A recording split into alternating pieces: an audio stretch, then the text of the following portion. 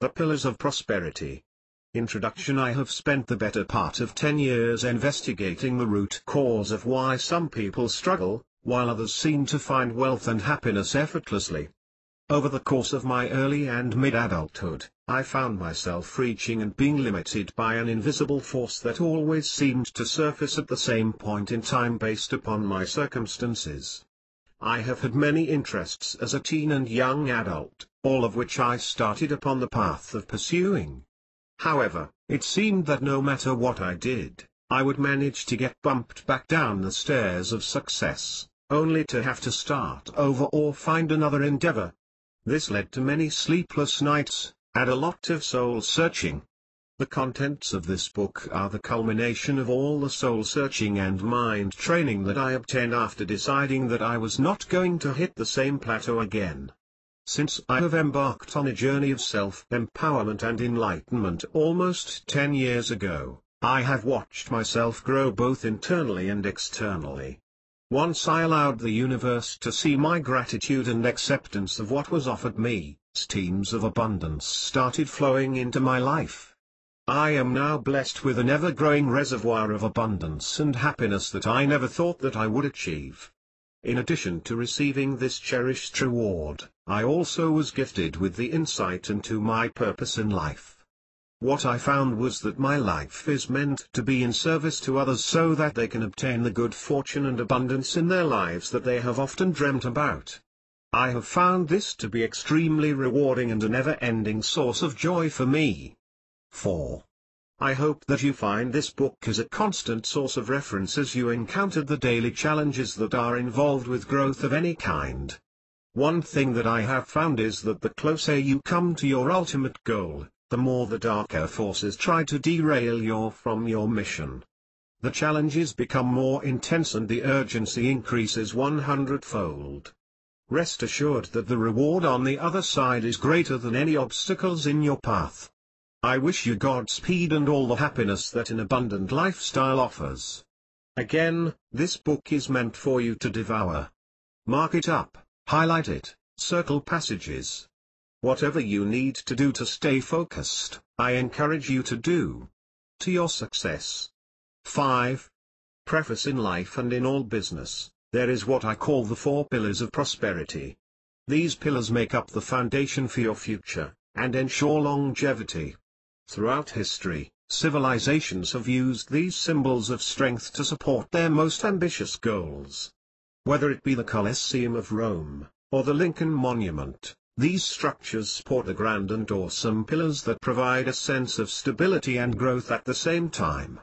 This book is broken down into 4 main parts, and each part is divided into 3 separate segments: theory, practicality and application. You cannot use this book with the intent that it was written without taking all 3 segments of each main part into consideration. In reality, most people get lost after theory. They try to find a way to make it relevant to their lives, but are unable to find an application of it that fits their current lifestyle. That is their first mistake. The best use of this information is not to try and make it fit your lifestyle, but rather alter your lifestyle to incorporate the techniques and tips described in this book. Don't be discouraged. Your future depends on your resolve and ability to take action. 6. Pillar I, the vision. Above all else, you must have a dream that is so big, it scares you to think of it. This book is not intended to allow you to merely exist. It is meant to make you stretch and grow in ways you never have before. You must have a vision of what your life will be once you have overcome the obstacles and are living in the moment rather than in the past, where most people reside. It is far too easy to let your conscious mind take you out of the game. If you don't have something that makes you shiver in a good way whenever you think of it, you will assuredly let the smallest stumble take you out of your stride.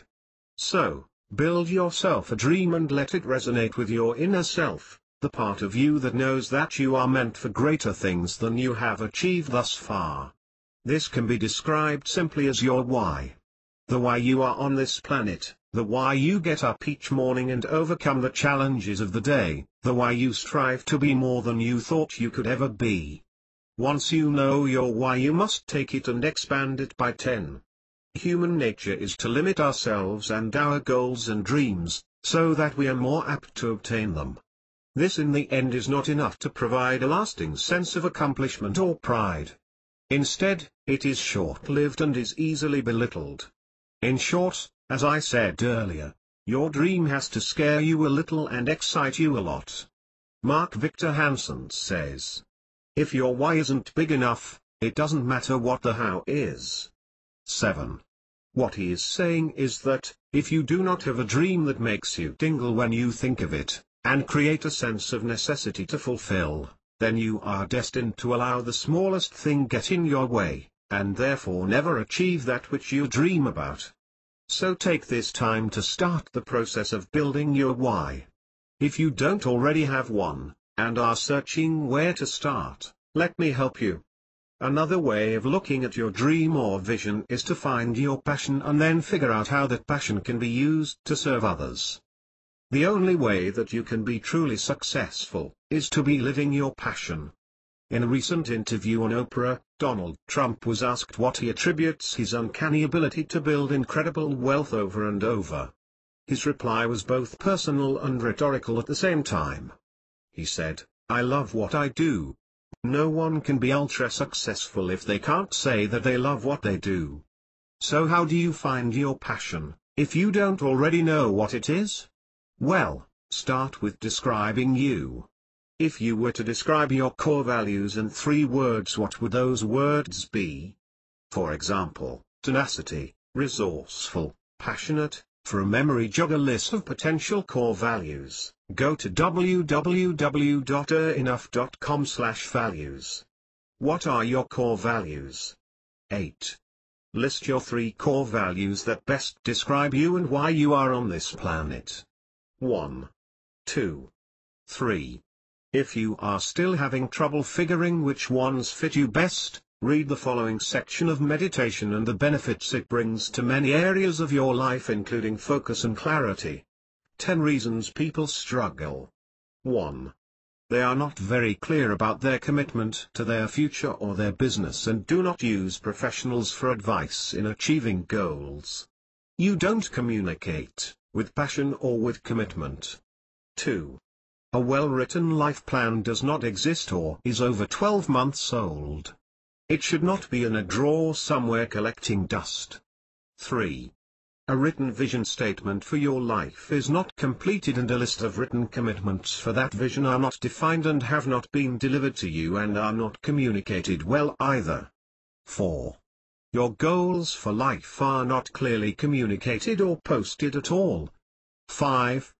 A life scorecard of your weekly accomplishments does not exist. 9. 6. Certain things are perceived by you as more valuable to you than others. These mental conflicts that arise are very damaging. 7.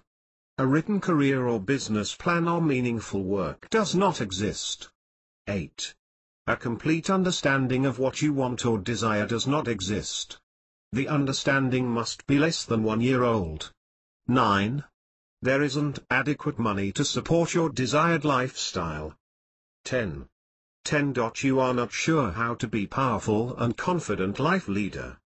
The building blocks of success. 10. Start at the bottom left corner and build the life of your dreams. But you will need to know your values, your passions, your vision, your commitments, what you want or desire, what your action plan is, your budget, your habits, your career, and on and on. It's a lot of work. Yes. Watch the movie What About Bob? To learn the baby step approach to this.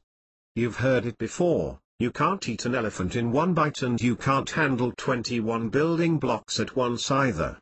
It's about a full 3-year journey to master this entire process, but when you do, you have a life of opulent comfort and abundance and transformations that lasts forever.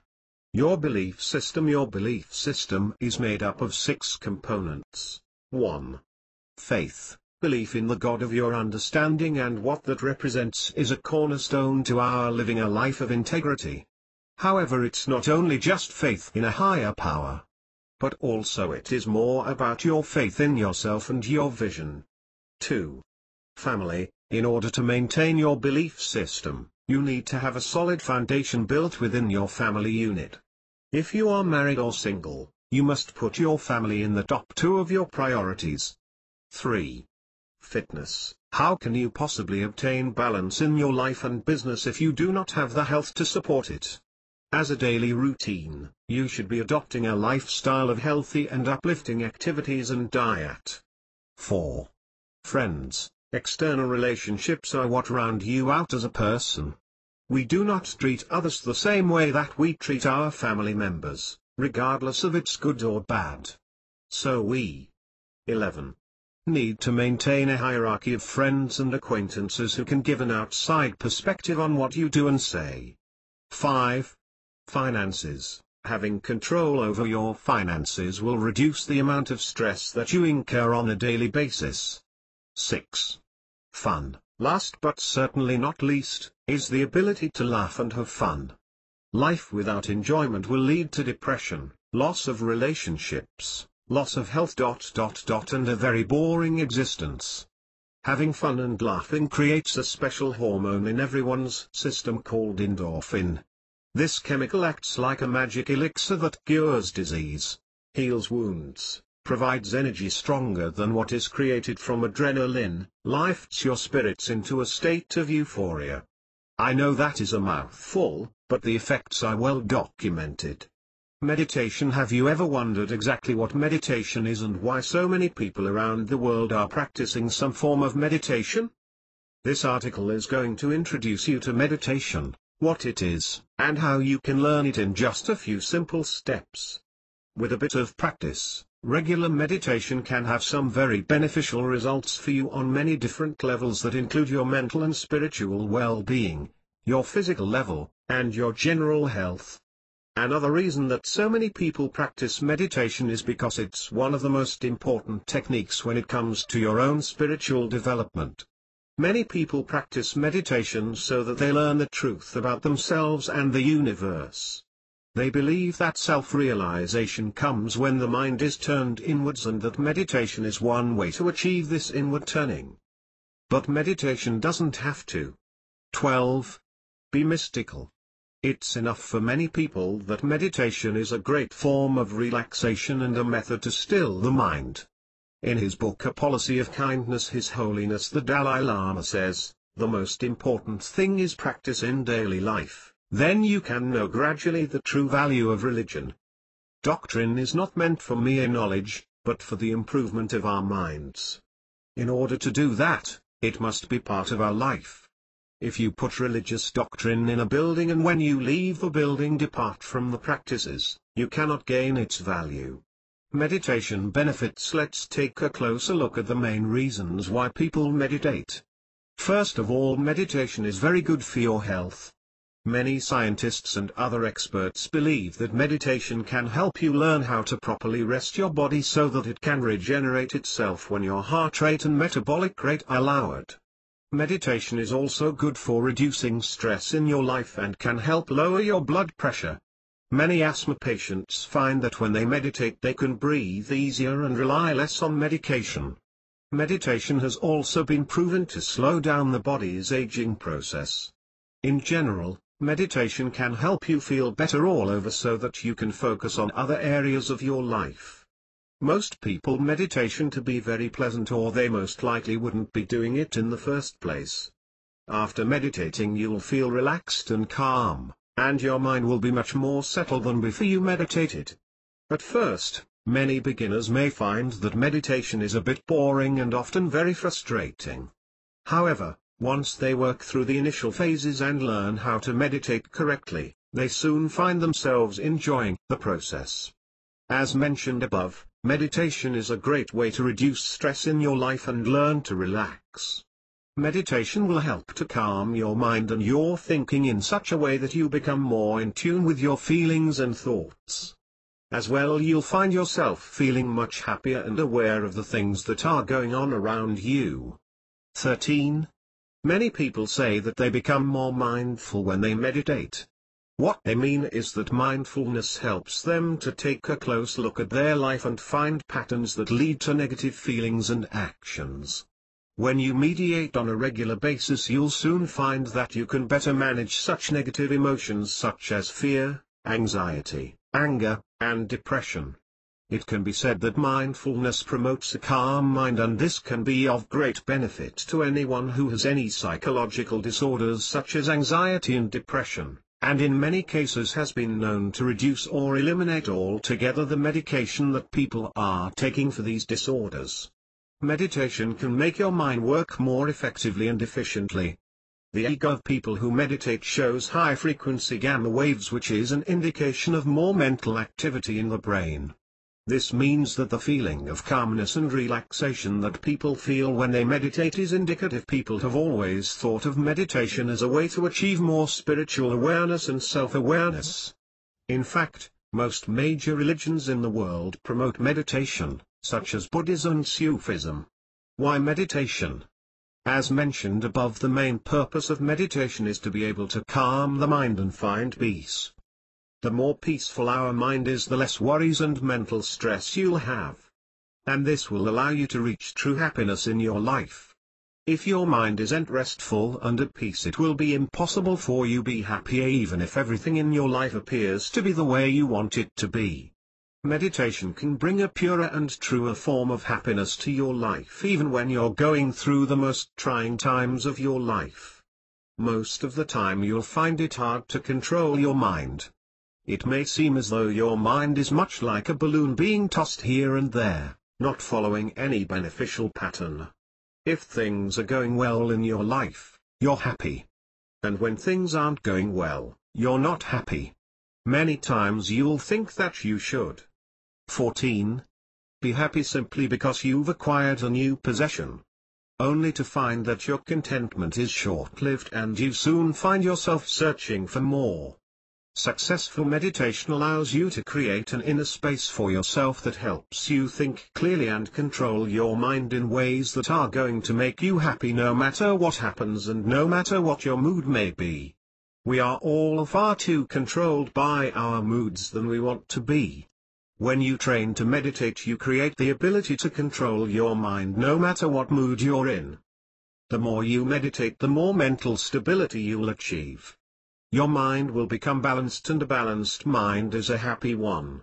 An unbalanced mind is always moving back and forth between extreme feelings of excitement and happiness all the way to despair and despondency. Meditation allows you to free your mind of suffering so that you can achieve true happiness.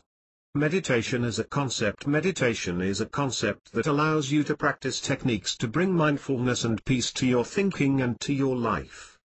No matter what your lifestyle is like, there is some method of meditation that is going to work for you. Experiment with different methods until you find one that works for you. Or perhaps you'll find that more than one method is beneficial. The important thing is to keep an open mind and allow yourself to concentrate on your breathing and thinking, or not thinking. Meditation will allow you to open your attentions to the feelings, sensations, and emotions of your mind and body.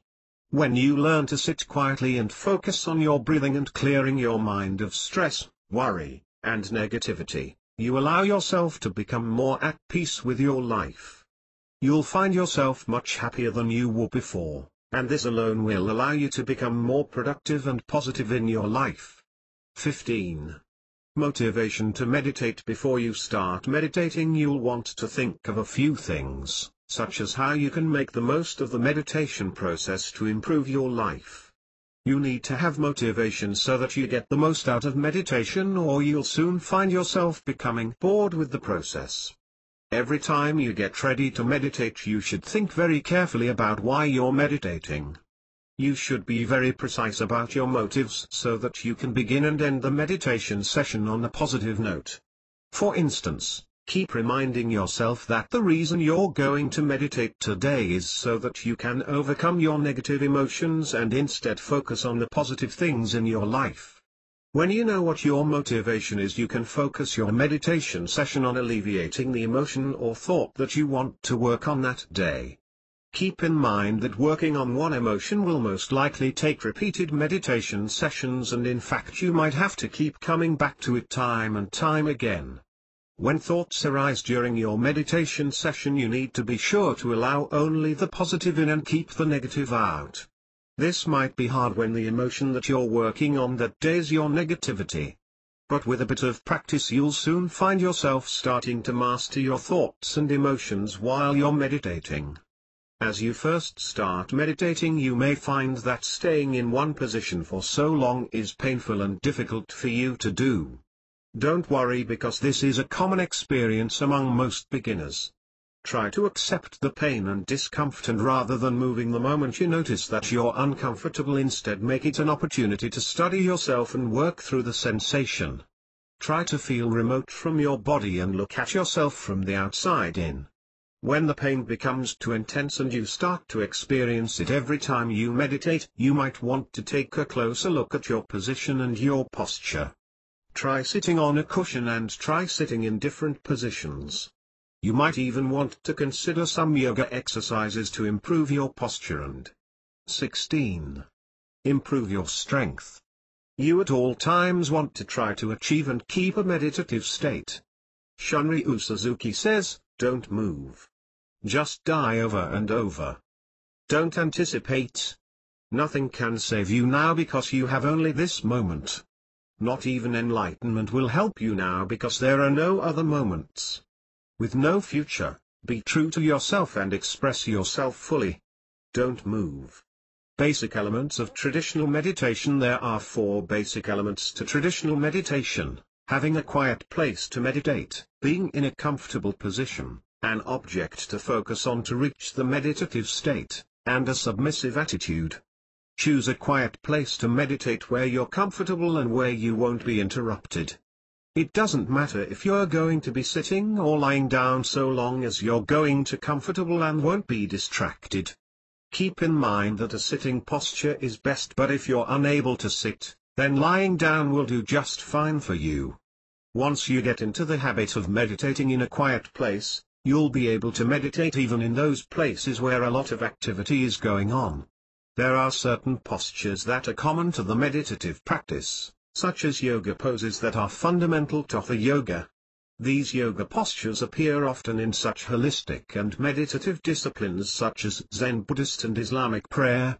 Some common postures include the half lotus, the full lotus, Burmese posture, and Egyptian posture. Try to keep your spine as straight as you can to encourage your body to be as focused as possible on your meditation. You may feel uncomfortable when you first get into a meditative position, so it's important when you first start meditating to just be comfortable. You can focus on attaining good postures when you're more adept at reaching a state of relaxation. It's important that you find an object to dwell on that is going to work for you. Hindu meditation uses a mantra that is recited over and over, while in Buddhism a meditative focus is your own. 17. Breathing. Either a mantra or concentration on your breathing will help you reach a state of relaxation and a peaceful state of mind. There are some meditation methods where you keep your eyes open and look at a particular object, such as a burning candle. Find something that works for you by experimenting. When it comes to using a mantra, you can use a single word or a phrase. The whole point of using a mantra is to focus your train of thought on the word, or words, by listening to the sound of it and not necessarily the meaning. If you choose to focus on your breathing during the meditation, you will want to concentrate on your breath as you breathe in and out of your nostrils, as well as the gentle rise and fall of your abdomen. Your breathing should be as quiet as possible, and after a few short minutes you should find your body and your mind relaxing. The last element of meditation is a submissive attitude. This is one of the most important elements because without it you won't be able to allow your body to come into balance with itself. The concept is easy: you become aware of letting the tension out of your entire body so you can focus on finding peace and relaxation. At first it will be difficult to attain a submissive attitude. You'll find yourself aware of every sensation in your body as well as outside stimulus, such as the sound of a train in the distance.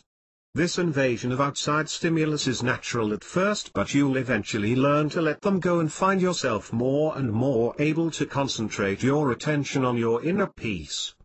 Postures. When you first start meditating, you'll want to try different postures to find one that works best for you. One of the most common meditation postures is the half lotus. The half lotus posture will ease the stiffness and tension in your body in such a way that your entire nervous system is relaxed. Get into a sitting position and stretch your legs out in front of you, being sure to keep them straight. Then, at the knee, bend your left leg and pull it towards you, taking your left foot in your hands. Put the sole of 18. Your left foot against the inside of your right thigh. Make sure to pull the heel of your left foot in as far as you can. Now, at the knee, bend your right leg and hold your right foot in your hands. Then take your right foot and place it up close into the fold of your left leg.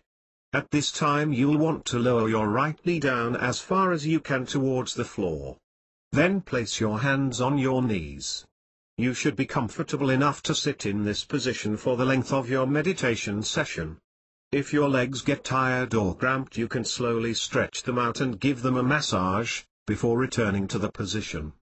After some practice you'll find that you easily fall into the half lotus posture without any discomfort. Another popular meditation posture is the Burmese posture. In this posture your legs aren't crossed but instead your knees are spread apart, your legs are folded, and your feet are then pulled back so that they are in line with the front of your pelvis, one foot just slightly in front of the other. Rest your hands in a cupped position just on top of your thighs or else on your heels. You'll want to have a cushion to sit on as well as a folded blanket underneath the cushion so that you don't feel any pain or discomfort in your ankles or feet. Remember to push your buttocks out just a bit so that your back is naturally upright and comfortable. If you're unable to sit on the floor, the Egyptian posture is ideal for you. Sit in a chair that lets you sit upright, placing a cushion against your back to keep you even more upright. Place your hands on your thighs or lap and cup them in a relaxed way. The Egyptian posture is good for those people who have knee or back problems and are unable to get down on the floor. Breathing meditation. The goal of breathing meditations is to create inner peace by calming the mind. You can use breathing exercises on their own or you can use them as an opening to further meditation as a way to reduce and eliminate any distractions. Breathing exercises can be done anywhere and at any time, making them a great tool to use when you need to calm yourself. The first step to any meditation is 19. To relax and still your mind. The clearer your mind is, the better able you will be to reach a meditative state. Simple breathing meditations are very simple to do. Find a quiet place where you won't be interrupted. Sit in a comfortable position that you're going to be able to maintain until your breathing meditation is over, such as in a cross-legged position. If you're new to meditation and not comfortable sitting on the floor, you can sit on a chair. You just want to be comfortable so you can focus on your meditation and not your physical comfort. Sit quietly and close your eyes. Then turn your attention to the way you're breathing. You want to breathe naturally, through your nose. Don't try to control your breath. Simply become aware of your breathing as you breathe in and out of your nose. The object and focus of a breathing meditation is just that, your breathing. When you first start meditating, you'll find that your mind is constantly busy and you may even feel as though attempting to meditate is making your mind think even more than usual. Don't give up. What's really happening is that you're simply becoming aware of how busy your mind can be. You may be tempted to follow any thoughts that enter your mind, but try to remain as focused as possible by continuously coming back to concentrate on your breathing. Any time your mind wanders and your thoughts follow, you need to immediately bring your mind back to your breathing. Keep doing this until you experience longer and longer periods where all you're focusing on is your breathing. By continuing to practice breathing meditation, you'll eventually start to experience a calm mind and a content feeling of relaxation. Your mind will start to feel clear and open, bringing you inner peace and tranquility. Although breathing meditation is just the beginning stage of deeper meditation, it's a very powerful tool that you can use even if you're not going to be meditating. Steps for simple meditation. Meditation can be very easy and doesn't require a lot of steps of knowledge to get you started. Just start by sitting in a comfortable 20 position on the floor or in a chair. Concentrate on breathing in and out of your navel, practicing this for about 10 deep breaths. Focus your attention at a spot on the base of your spine, almost as though there is energy emitting from this point. Focus on the sensations that you are feeling. Now move your concentration up to the top of your head and think of energy emitting from this point. Then think of your spine and the top of your head aligning, almost as though the two energies are touching. Let the energy move between these two spots on your body.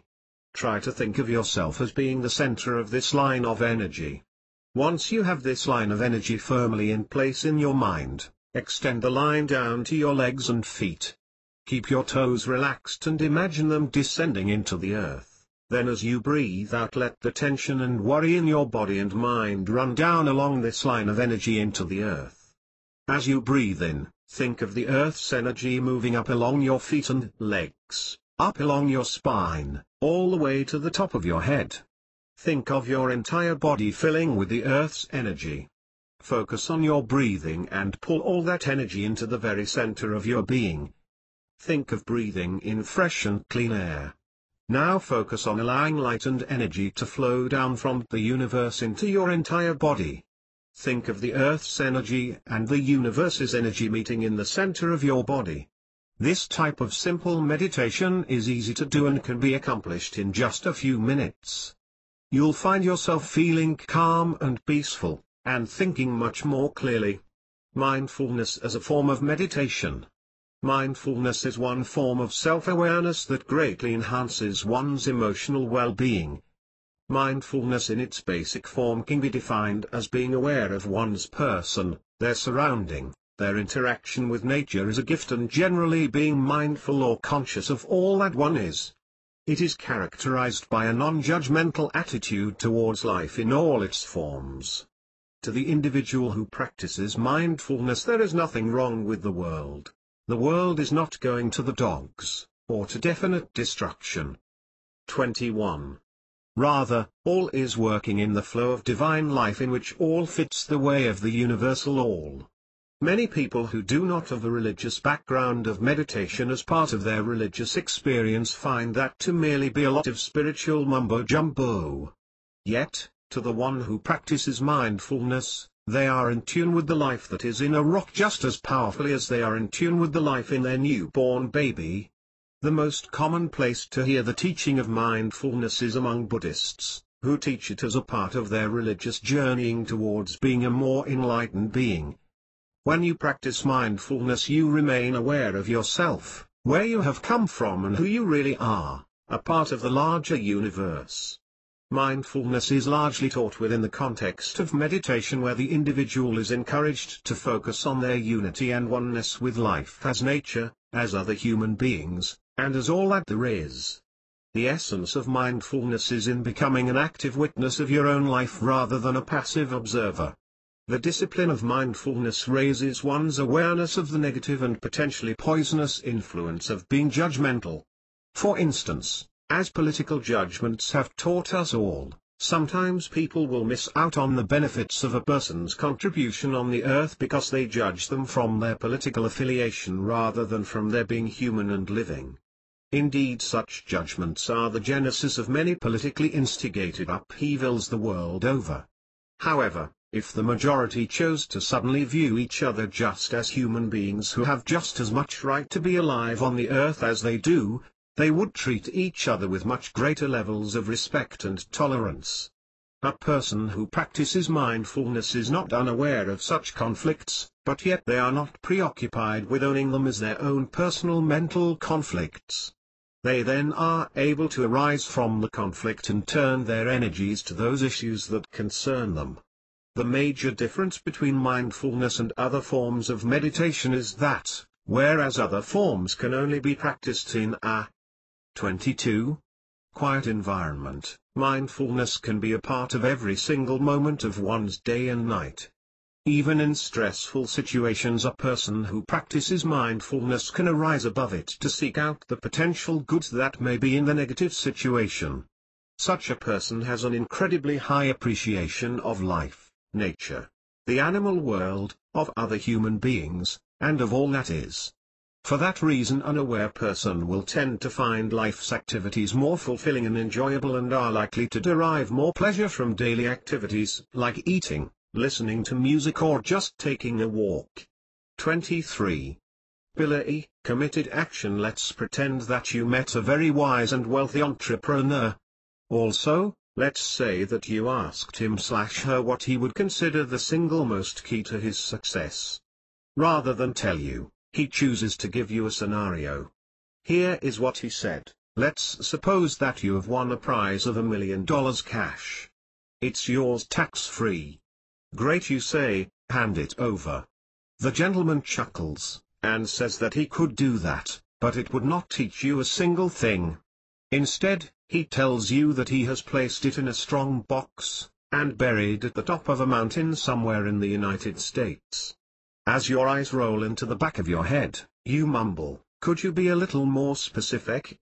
The man says, "Good. One of the first lessons to getting what you want is to ask for it. Remember, if you don't ask, you won't get." He continues that although he can't give them the exact location, he says that it's on a prominent peak on the opposite coast from where you live. There is one other thing that he tells you. You have 30 days to find it, or it's gone. If you show up on the right peak on day 31, the box and the cash will be gone forever. You may be thinking, this is too far-fetched. But the reality is, that we all have several opportunities pass by us every day. However, due to the foggy vision that we have acquired due to negative programming, we fail to see them. Then, if we do see them, we usually dismiss them as too late. How different would your life be if you acted on just one of those missed opportunities? This is the root of regret. When you do not act in spite of your fears, or the story or rationalization that your conditioned mind provides you, you are setting yourself up for a future regret. What is the price you pay for regret? Unfortunately, the cost is almost always too high. When you allow your conditioned mind to stop you from taking action, it has won. 24. Here is the formula that you should ingrain in your memory to recall several times per day to keep your perspective. Thoughts lead to feelings, feelings lead to actions, and actions lead to results. The biggest thing to remember is this. You process literally hundreds of thoughts per day, most of which you are not aware of. Occasionally, you are able to discern a thought. However, very often we can identify a feeling. When you can make yourself aware of the feelings you experience, you can then trace it back to the thought. But more important than even that is the fact that when you can make yourself aware of your feelings, you can easily predict your actions and therefore your results. If you could predict the type or extent of your results based upon your feelings, how would that change your life, your reality? So back to the box of cash. The $64 question is, would you go after the cash, or let your conditioned mind talk you out of your freedom? This is where committed action comes in. Committed action is doing whatever it takes to achieve your goal. What would take you out of the game? Would the fact that you didn't have the name of the peak be the thing that takes you out? Or would it be the time limit of 30 days? The reality is, any of these things becomes a form of procrastination. Here are some things about procrastination that you may not know. Why commitments versus goals? I'm not a huge fan of goals any longer because the term is overused and people have become wishy-washy about it now. I'll cover goals in a future chapter because it is there for many people, but for now let's stay focused on commitments as the strongest form of getting things done for now. 25.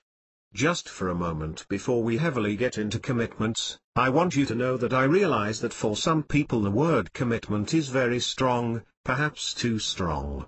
I hope not, and I'll play for not, but for those of you for whom the word commitment is a little scary, then I will temper it down a bit to your promises.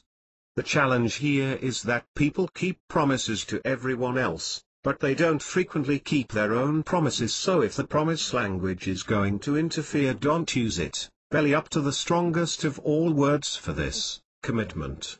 Commitments or promises equals accountability. Accountability is the opportunity to live a choice rather than accidentally. Accountability is the opportunity to carve out the future rather than sit back and have it happen to you. Without accountability, there is no committed speaking, there are no promises and no declarations. Therefore, there are no break-equals-throughs. There is, at best, the status quo, better known as business as usual. A promise for which you are accountable has real power. A promise made from the stand that you are your word engages you as a participant. You cease to be a spectator, and your words become actions that actually impact the world. With a promise you create a condition that supports your commitment rather than your moods. Work from purpose, not from preference. When accountability for promises made becomes who you are, your relationship to the world shifts. You find yourself producing results that seem unpredictable from the point of view of the spectator. The experience is one of joy, fearlessness, irrepressible energy and satisfaction. 26. Think of it this way: you are beginning a journey, trying to reach a destination. First you have to find out where it is and how to get there, and then find out what is in the way. Once you know these things, you are on the right track. Don't move too quickly to the future. We must first properly analyze past failures. 1 step back, 2 steps forward. Levels of commitment: enrolled and committed, completely aligned with your vision, and see it on your own authorship. See your personal commitments as being fulfilled with my vision. They promise the vision will be realized and will alter the universe if needed. Enrolled, aligned with the vision, maybe not full agreement but aligned. See my personal commitments be fulfilled in my vision. They will do the very best they can, strongly accepting, aligned with my vision, and works diligently toward its realization, mildly accepting, generally aligned with the vision. Compliant and will do what is expected. Submissive, my vision isn't seen as consistent with my own personal commitments. Does just enough to get by, maybe hesitant or holding back, though antagonistic, overtly or covertly. I won't do it and you can't make me. 27. Disinterested, I don't care, and I don't care if you know it. Important notes: 1. Those lacking commitment using time excuses generally have relationship issues. 2. Those lacking commitment due to money have self-worth and self-esteem issues. 3. Those lacking commitment due to other considerations may want to leave the company. 4. And finally, those lacking commitment by saying no could mean no, but they may mean not yet. As a coach and mentor, I believe that levels of commitment can be manifested in everything we do. Some people can go their whole life without being really passionate about anything. It is my understanding that you cannot be truly successful at anything unless you love what you do, and are committed to seeing it through to completion. My clients and I spend weeks if not months on developing a strong set of commitments that have a time stamp. You could even call it an expiration date. Just like in the stock market, you invest in an option, which means that you believe in the stock's potential for success. Eventually, if you do not exercise that option, it expires and you have lost your position of leverage. But the first step is to find that which excites you and are passionate about. Ask yourself if you are ready to commit to its success or completion. If the answer is yes, then write it down. 28. And live it daily. If the answer is no, then re-examine your priorities and core beliefs. Eliminating procrastination. Have you reached a point in your life where you feel that in order to be more successful in both your personal and professional life you need to eliminate procrastination? This is a great decision, but first you need to have a better understanding of what procrastination is and how it affects your life before you can start taking steps to eliminate it. While most people procrastinate at some time in their lives about certain things, there are some of us who procrastinate about everything that we have to do, and this can become frustrating and difficult to manage. So just what is procrastination? Fundamentally, procrastination is the conscious and unconscious act of putting off important tasks until a later date. Perhaps you find that most of the time non-essential jobs are done instead of the more significant ones. To simplify things even further, procrastination is really just the dodging of doing a task that needs to be finished and accomplished in a timely manner. When you procrastinate, you postpone until tomorrow those things that need to be done today. Although this definition for procrastination seems quite straightforward, the effects of procrastination are not. Procrastination can be one of the most significant challenges you will have to conquer if you want to be happier and more successful in your life. Procrastination not only affects your work, but also generally includes feelings such as guilt, insufficiency, self-disgust, anxiety, and depression. When you start to think about today's culture, there is less and less time in your day to do all the things that you need to get done, so it is very imperative that you manage your time efficiently and eliminate procrastination as much as you can. 29. Most of us seem to have an emotional response when we have to accomplish a task and do something that we don't want to do, don't like doing, or are certain we just can't do. Learning how to recognize this response will not only make you aware that you might be procrastinating, but will also help you learn how to stop procrastinating. You don't have to search too far to find information about how procrastination can have unfavorable effects on all areas of your life. If there is so much information that supports this, then why are we still procrastinating? There are many explanations for why we procrastinate. For instance, many times we put things off and just don't do them because we don't get pleasure from doing these things. Perhaps we think if we can't perform the task perfectly, then we might as well not do it at all. Or perhaps there is a certainty in you that you just don't have the capability to complete those tasks that you have to do. Whatever your rationale for procrastinating, it's imperative that you recognize why you time and again accomplish tasks and meet deadlines at the last minute or just don't complete them at all. When you can determine why you procrastinate, you will be much more able to find solutions to the procrastination that is causing problems in your life. If you don't manage your problem of procrastination, it can have a drastic effect on your life, and not in a good way.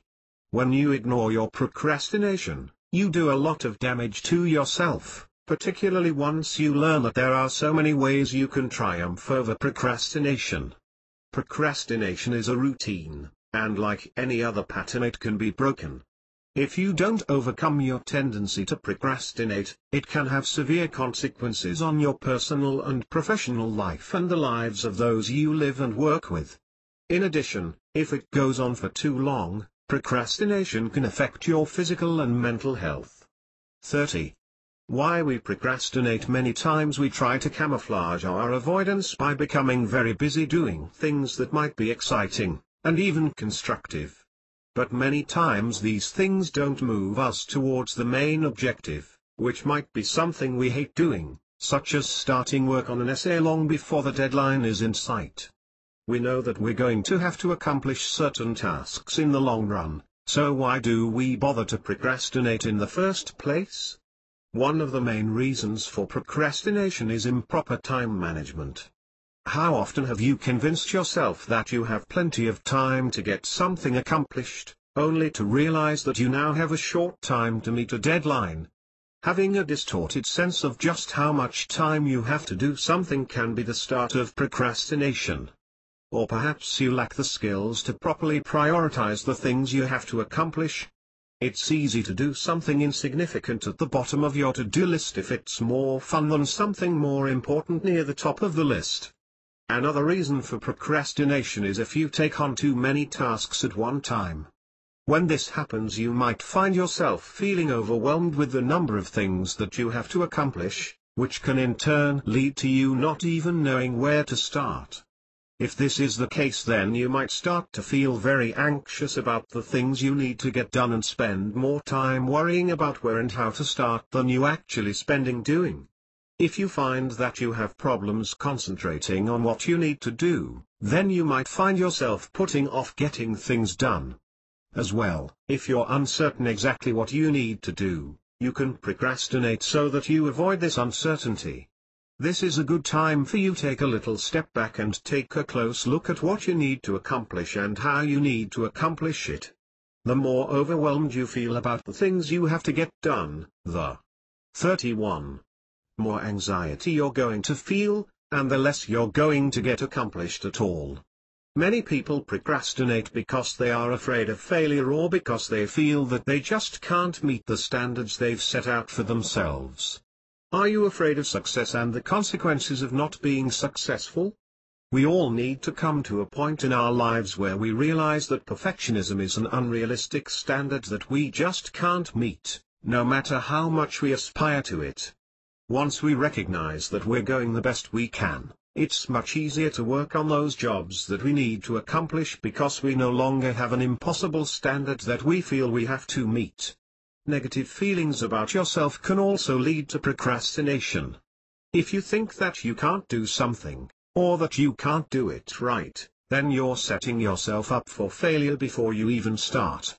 And this can cause you to procrastinate doing something that you really need to get done until you have no choice but to just jump in and do it. If you've put off or delayed doing this task, leaving yourself with very little time to accomplish it, chances are now you're only going to have time to have a mediocre job. This starts the cycle of procrastination and failure. Procrastination also happens when you put off doing those things that you don't like doing or things that are difficult to do. We all have these types of jobs in our lives that we don't like but that just have to be done. The key to getting them done is the simple understanding of recognizing that they are tasks that need to be accomplished no matter what, and the sooner we get started doing them, the quicker we'll be done. Of course, knowing all these things that lead to postponing tasks that need to be accomplished doesn't mean that eliminating procrastination is an easy thing to do. Eliminating procrastination takes awareness and the desire to work on an area of your life that is causing you problems. 32. Procrastination holds you back. When you look at your daily, weekly, and monthly to-do list, do many of the tasks on it look far too familiar? Does it seem as though some tasks such as wash the car, write a report for work, and complete yearly taxes seem as though they have been copied from a previous day and week?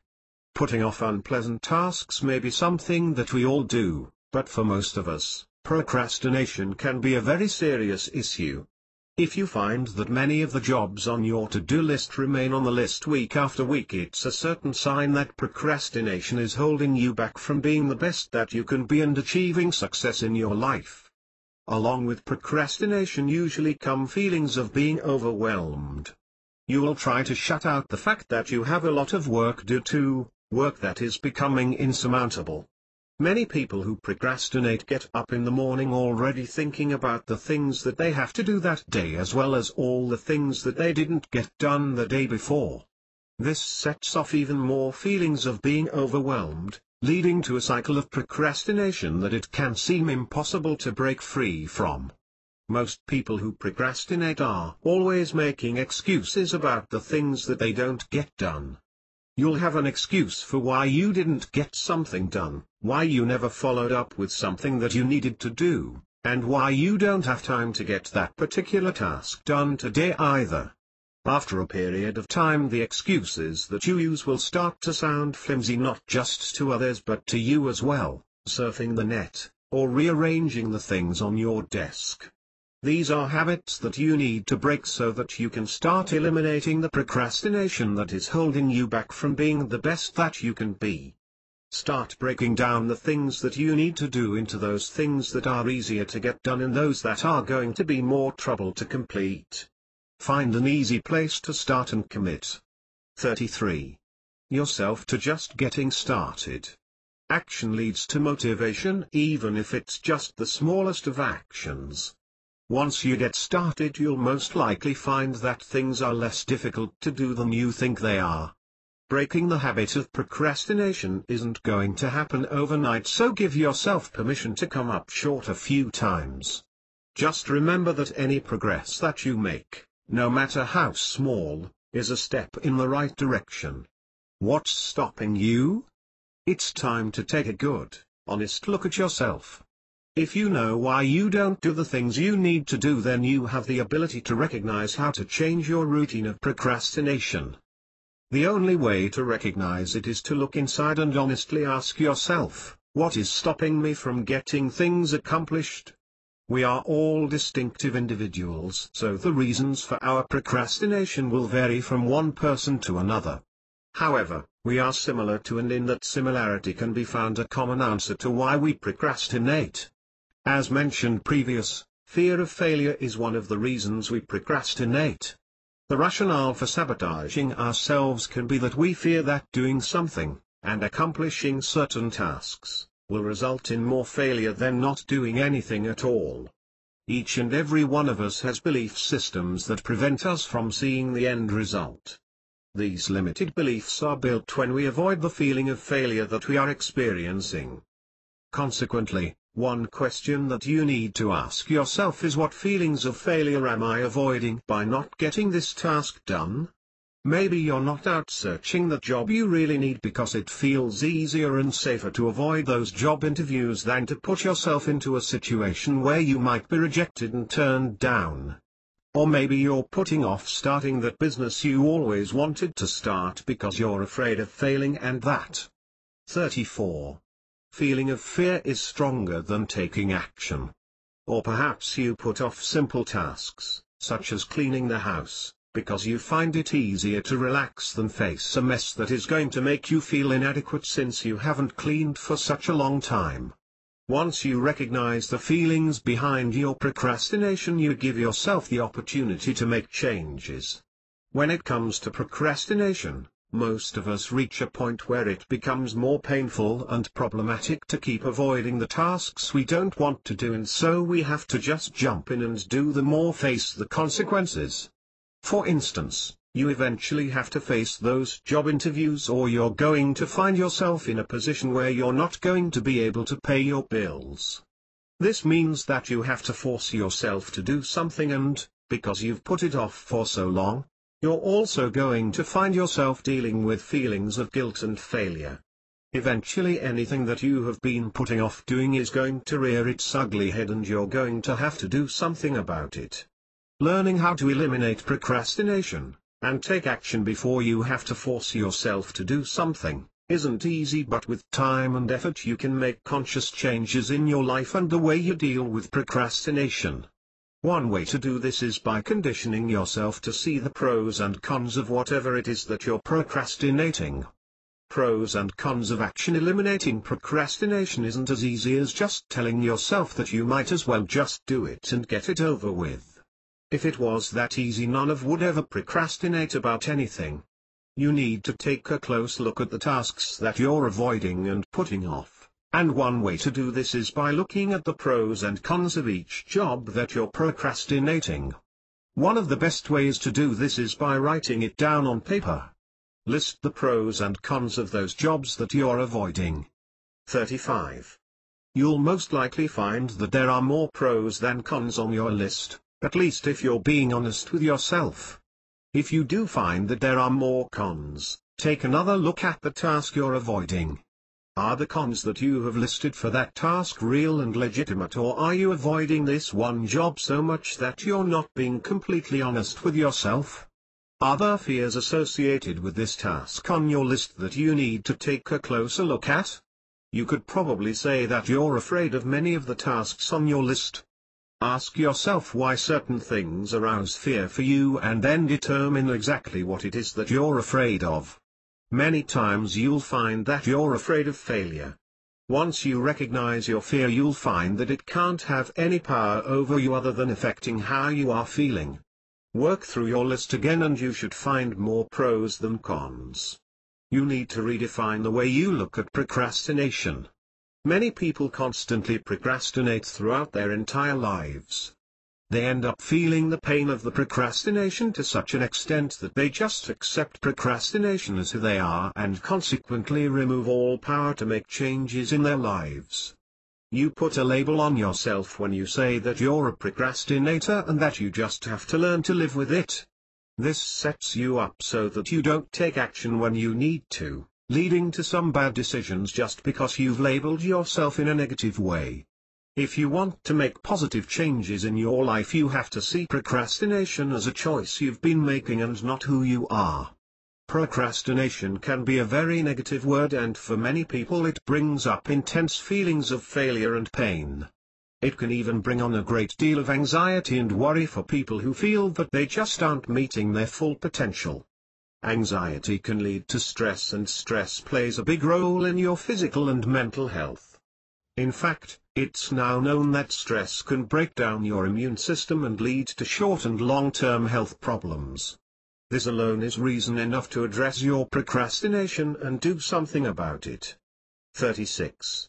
Skills to eliminate procrastination. There are skills that you can learn that will help you eliminate the procrastination with which you approach the tasks in your life that need to be completed. With a bit of practice and awareness, you can better manage the short-term and long-term things that you have to do in both your personal and your professional life.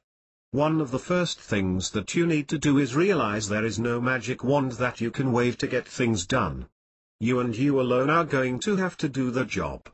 The words that you use to talk to yourself about the job you have to do play a huge role in how you tackle those tasks that need to get done.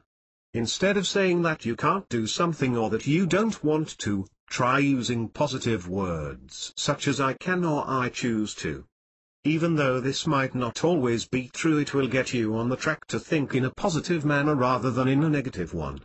There are many things that you have to do but don't want to, and learning to accept that things need to be done is a good step in the right direction when it comes to dealing with your procrastination. Take a close and honest look at the type of person you are. Take some time to look at your own personal expectations and values. Then look at how these expectations and values fit into the way that you are taking on a certain task. Perhaps you need to find a new approach to how you're doing things. Many times we fall into a pattern of dealing with certain tasks that we need to accomplish, only to find that the way we're doing things isn't always the most positive and beneficial for us. Be prepared to make changes to how you do things both in your personal life and at work so that the desired outcome is positive and productive. Learn to recognize behavior that is self-defeating and negative. Ask yourself what you really gain from this self-defeating behavior. If you need help sorting out these feelings, don't be hesitant to talk to someone such as your manager or a counselor. 37. The only way that you can make changes in your life and how you manage the things that you need to do is by taking an honest look at how you are currently dealing with things that you find unpleasant or that you just don't want to do. Take some time to identify both your short-term and long-term goals. If you know what your goals are, it will make it much easier to recognize and accept that there are some things that you just need to accomplish if you're going to reach your goals. If you continue to procrastinate doing something that has an effect on your goals, then you might find that you're more willing to just do it. You'll find that you start making different decisions about how you look at the tasks that need to be done. Learn how to prioritize certain tasks so that you get those more important ones accomplished in a timely manner. Start making realistic decisions about the things you need to do that is going to allow you to achieve those goals that you have set out for yourself. Always make sure that you have the tools and information that you need to complete a task. In some cases, the things that you need to accomplish might require some planning and preparation. If you don't take the time to prepare for certain tasks, you're only going to be sabotaging yourself and setting yourself up for failure. Do what you need to do to prepare to get some tasks accomplished, but make sure that you put a time limit on this prep work, or you might just spend too much time preparing and not doing. Set aside a definite time for the planning stage, and when that time is up, force yourself to just jump in and get to work. If the task at hand is a big one, Don't be afraid to break it up into manageable stages. Make smaller goals that you can manage and complete. The satisfaction that you feel when you accomplish even the smallest task will be empowering and positive, leading to feelings of success that will only encourage you to eagerly take on the next item on your list. For instance, if you have a report to write, set yourself 1 hour to write one section, and one section only. When you've completed that one section of the report you 38 can then move on to the next section. These positive steps will motivate you and keep you going even if writing that report is something that you really don't want to do. Try to build your motivation by thinking about your strengths and not your weaknesses. Remind yourself of those tasks that you have already accomplished and that you feel good about. Keep reminding yourself that you are successful and that you'll be even more successful when you finish those jobs that you need to get done. You might even consider giving yourself a reward for finishing a particular task that has been difficult to complete. There will be times when you get stuck or weighed down by a certain task. Instead of feeling defeated and negative, take a few minutes to come up with a different strategy for dealing with the job. If you can't come up with a different strategy for the task you're currently working on, then switch tasks for the time being, making sure though that you come back to the other job. This will allow you to take a new look at the job and start fresh rather than sticking to it and only becoming frustrated when things aren't working. The key here is to make sure that you force yourself to come back to that task that isn't working out the way you want to. Many times procrastination is related to anxieties about the excellence of the work you anticipate, or fear you will generate. When this happens, it's important to remember that it's better to produce at least something rather than producing nothing at all. The habits that we develop quickly become part of the way we lead our lives. You most likely haven't always been a procrastinator, and so don't expect to see changes in an instant. The important thing is to keep trying to stop procrastinating and to be positive about the changes that you see, even if at first you're just able to accomplish one task at a time that you have been putting off. 39. Taking control. Putting things off to do on another day is one of the things that so many people do so well. But the only things that procrastination leads to are anxiety, work that is low quality, and a general dissatisfaction with our lives. However, once you recognize that procrastination is wreaking havoc with your life, there are things that you can do to manage and beat it. There are times when it's okay and good to wait to complete a task. This might seem counterintuitive, but there are some people who are able to excel and do their finest work under pressure and impending deadlines. The problem occurs when they always believe that they will do well at the last minute, when in reality they aren't achieving what they could be. When it comes to reality, you don't always get to make that decision about how good your work is. Other people, such as your employer, get to determine that. The strategy for dealing with this is to listen to clues from other people when it comes to the quality of your hurried work to find out how acceptable it in actuality is. If you have the correct relationship with colleagues and clients, you can ask them about the excellence of your work. You don't need to tell them that you completed the work at the last minute. Take the time to listen to them, and when you find them stating that your work isn't even subpar, then you have a clear idea that procrastination is no longer working for you the way you think it is. On the other hand, if you find that procrastination still allows you to produce first-rate work, you still might want to address the anxiety and worry that you go through every time you procrastinate a task that you need to complete. Keep in mind that procrastination can become an addiction. Don't confuse the huge relief of finally finishing a job with the great feeling that you get from doing a job well. The first is the release of the body's adrenaline as you clear stress from your mind, and the second is fueled by the rush you get when a job has been well done. You can become addicted to the building up of anxiety and 40. The rush of relieving it because of the pleasure you feel when this happens. You need to remember that this type of good feeling isn't the same as avoiding procrastination. Once you fall into this type of habit, it becomes nothing more than a negative long-term strategy. A positive strategy that you can use to eliminate procrastination in your life is to set your clock ahead by about 15 minutes. At the same time, set the due date for deadlines ahead 1 week on the calendar that you use to keep track of the things you have to do. You'll be tricking yourself into believing that these deadlines are reality. If you repeat this strategy for a while, you'll soon adapt to this type of schedule where you work on projects and jobs well ahead of when they are actually due. This type of strategy is ideal for the repetitive procrastinator, as you'll be giving yourself some lead time to fix those things that you only do half-heartedly when you think that you're running out of time. Another good strategy to make use of is to allow yourself some time to incubate a job that you need to get done. This is ideal for jobs that you need to complete in the work environment. Start working on a task, and when you've laid the groundwork for it to be completed, put it away for a while. This gives you some time to work on other tasks while still thinking about the important project that you're working on. Then return to the project and put 100% into completing it on time in the best way that you can. Keep in mind that you can only incubate a job if you give yourself plenty of time before the deadline to start working on it. If you're working on a task and find that you just can't keep your mind on it, take a break for a couple of hours. Take a walk and clear your mind about whatever it is that you have been working on. This strategy can be a fine line between taking a break and procrastinating something that you have to do.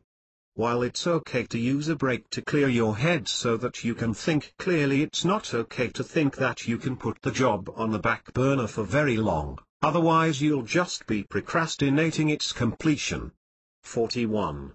Make a list of those jobs that you have to complete where you're accountable to someone else for their completion. Most of us are less likely to put off doing something if we're aware that there is someone watching over us. Perhaps you need to give someone in your family or a co-worker permission to encourage you a bit about the things that you have to accomplish. This strategy can work if you're willing to work with someone to manage and eliminate your procrastination. An important point to remember is that in order to be motivated to complete something, you need to start taking some type of action. Starting a task in even the smallest way can often lead to at least the smallest motivation, which is often all you need to fully plunge into a job that you need to get done. Conquering procrastination. When it comes to eliminating procrastination, you might have to be a little creative. Sometimes just taking a firm hand with yourself won't be enough. Learn how to calm your mind. A mind that is restless won't be able to focus on any job at hand. Take some time to meditate for about 20 minutes before you start what you have to do. Not only will meditation help you to quiet your thoughts, it will also allow you to focus on the job that you have to accomplish. This will assist you in dealing with procrastination much more effectively. Some jobs that you have to complete are going to require your total attention. This means that you have to eliminate all external distractions that might affect your work. If you find that you're easily distracted by having your email or Facebook open, then you'll have to shut off your access to them. Many people find the internet a huge distraction when it comes to trying to get things done. If this is the case for you, then work offline or away from your computer completely. If there are no distractions around you, then you'll be forced to focus on the job at hand. 42. Many people think that tomorrow will be a great day for dealing with their procrastination. They think that tomorrow is the day that they'll get the job done. But all this really is an escape route for you to keep putting off those things that you really need to get done. Tomorrow becomes the next day, and before you know it, a week has gone by and you've missed a deadline or are facing other consequences. What you don't finish today will pile up with the work that tomorrow is going to bring for you. What was once doable on its own will become uncontrollable when it snowballs and piles up with other tasks that you need to do. Whenever possible, make yourself complete each day's tasks today with the realization that there is no tomorrow for those jobs that you don't get done. When you procrastinate, your mind will often embellish the enormity of a task. Reality is many times different from your observation of the things that you have to do. When you start on a task, you will frequently find that it is not as hard as you first imagined. So try to think a bit less and start early. Try to find meaning in the tasks that you have to accomplish. If you don't know why you have to accomplish certain things, the less likely you are to do them. A good way to deal with procrastination is to know the reasons why you have to get something completed. For instance, finishing a complex project competently and effectively can help you move forward in your job. This can mean the realization of your ambitions, or it can mean that you have the opportunity to earn more money for your family. There are no right and wrong reasons for doing something. There is only a successful or unsuccessful meaning for encouraging and motivating you. Having a meaning for completing a job will not complete it for you, but it will give you the incentive needed to get it finished. Having meaning in your personal and professional life can have many benefits. When you have meaning, it allows you to focus on the things that are important in your life so that you can reach your short-term and long-term goals. 43. Prioritizing your jobs and responsibilities gives you much-needed lucidity. You'll be able to see the relative significance of the tasks you have to do and how you need to distribute your energy and time. Organize your jobs in the order that is most helpful for you. Once you've prioritized your tasks, set obvious definable goals to complete them. This gives you a much better idea of what you need to do and when you need to have them done. Next, take some time to schedule your jobs and then just do them. For instance, if you give yourself 1 hour to finish an important task at work, then spend that 1 hour focusing exclusively on the task. During this time, make sure that you resist all distractions until you finish your work as planned. When you define your goals, it makes it that much easier for you to get things completed. To manage procrastination effectively, you have to build energy to overcome the apathy. One method of doing this is by creating a to-do list. As you start to work through the to-do list, take pleasure in crossing out the things you finish. The more tasks that you do, the more your energy builds. The fulfillment and motivation you get from seeing the quantity of things you have completed is often enough to inspire you to get more things done. So build up your energy and start crossing off the jobs you have to do on your list. Complete the easy things first. Because they are straightforward to do, you should be able to finish them quickly, and then you can move on to the next task on your list. This will help you to find more momentum to complete more things. When you have enough momentum, you will have the get-up and go needed to undertake the difficult jobs. Getting started is many times the most difficult part. So just jump in and get started. Do something so long as you're just doing. It doesn't have to be just right, you can always improve it as you move along. The main thing is to get something completed and continue with the momentum from there. 44. It's okay to motivate yourself with incentives and some rewards. If you are able to finish a task, reward yourself for finishing it. But always keep in mind to match the jobs to the incentives and rewards. If you don't do this, you'll find it harder to encourage yourself for future tasks. Incentive and rewards give you the necessary and extra push that you just might need to triumph over procrastination. Use that extra push to get things done. If you find yourself continually procrastinating over a certain job, consider doing something else before you start. Continued procrastination will only waste your energy and time that you could better use elsewhere. If you have to, take a short break before you start working again. The order that you get things done isn't significant. What is essential is to keep up your energy of finishing your jobs. Procrastination can be difficult to manage for the reason that you need discipline to work through it. As much as you are able, don't let your work start to snowball. If you find yourself starting to get snowed under, take some time to think about why you're procrastinating and what you need to do to work through this. The skills and methods listed here will give you the help and guidance you need to eliminate procrastination so that you can be the best that you can be. What are you committed to? It's one thing to take committed action, but it's entirely different thing to be committed to something. So what are you committed to? What cause, idea, vision would you do anything and everything in your power to see occur? You know, there are a lot people out there that adopt a cause and obtain a sense of self-importance. But I would suggest to you that the ones that really are rewarded in the end are the ones that seek no reward. But rather, they wholeheartedly passionate about something. This means that it is a selfless act of kindness. Or in the words of Morgan Freeman in Evan Almighty, you want to change the world? You can do it with an arc. Specifically. 45. An act of random kindness. Start by helping someone who has no way of repaying your kindness. It's only through this type of life can we truly impact the world for the better. Imagine if everyone paid it forward.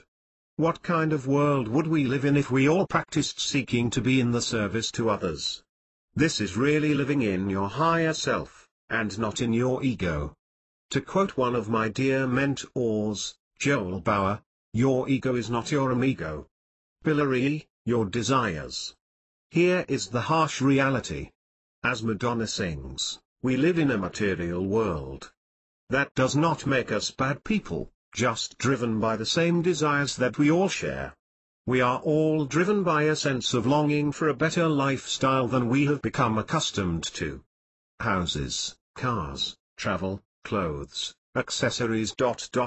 Whether we admit or not, we all have a dream or vision of what our perfect life looks like.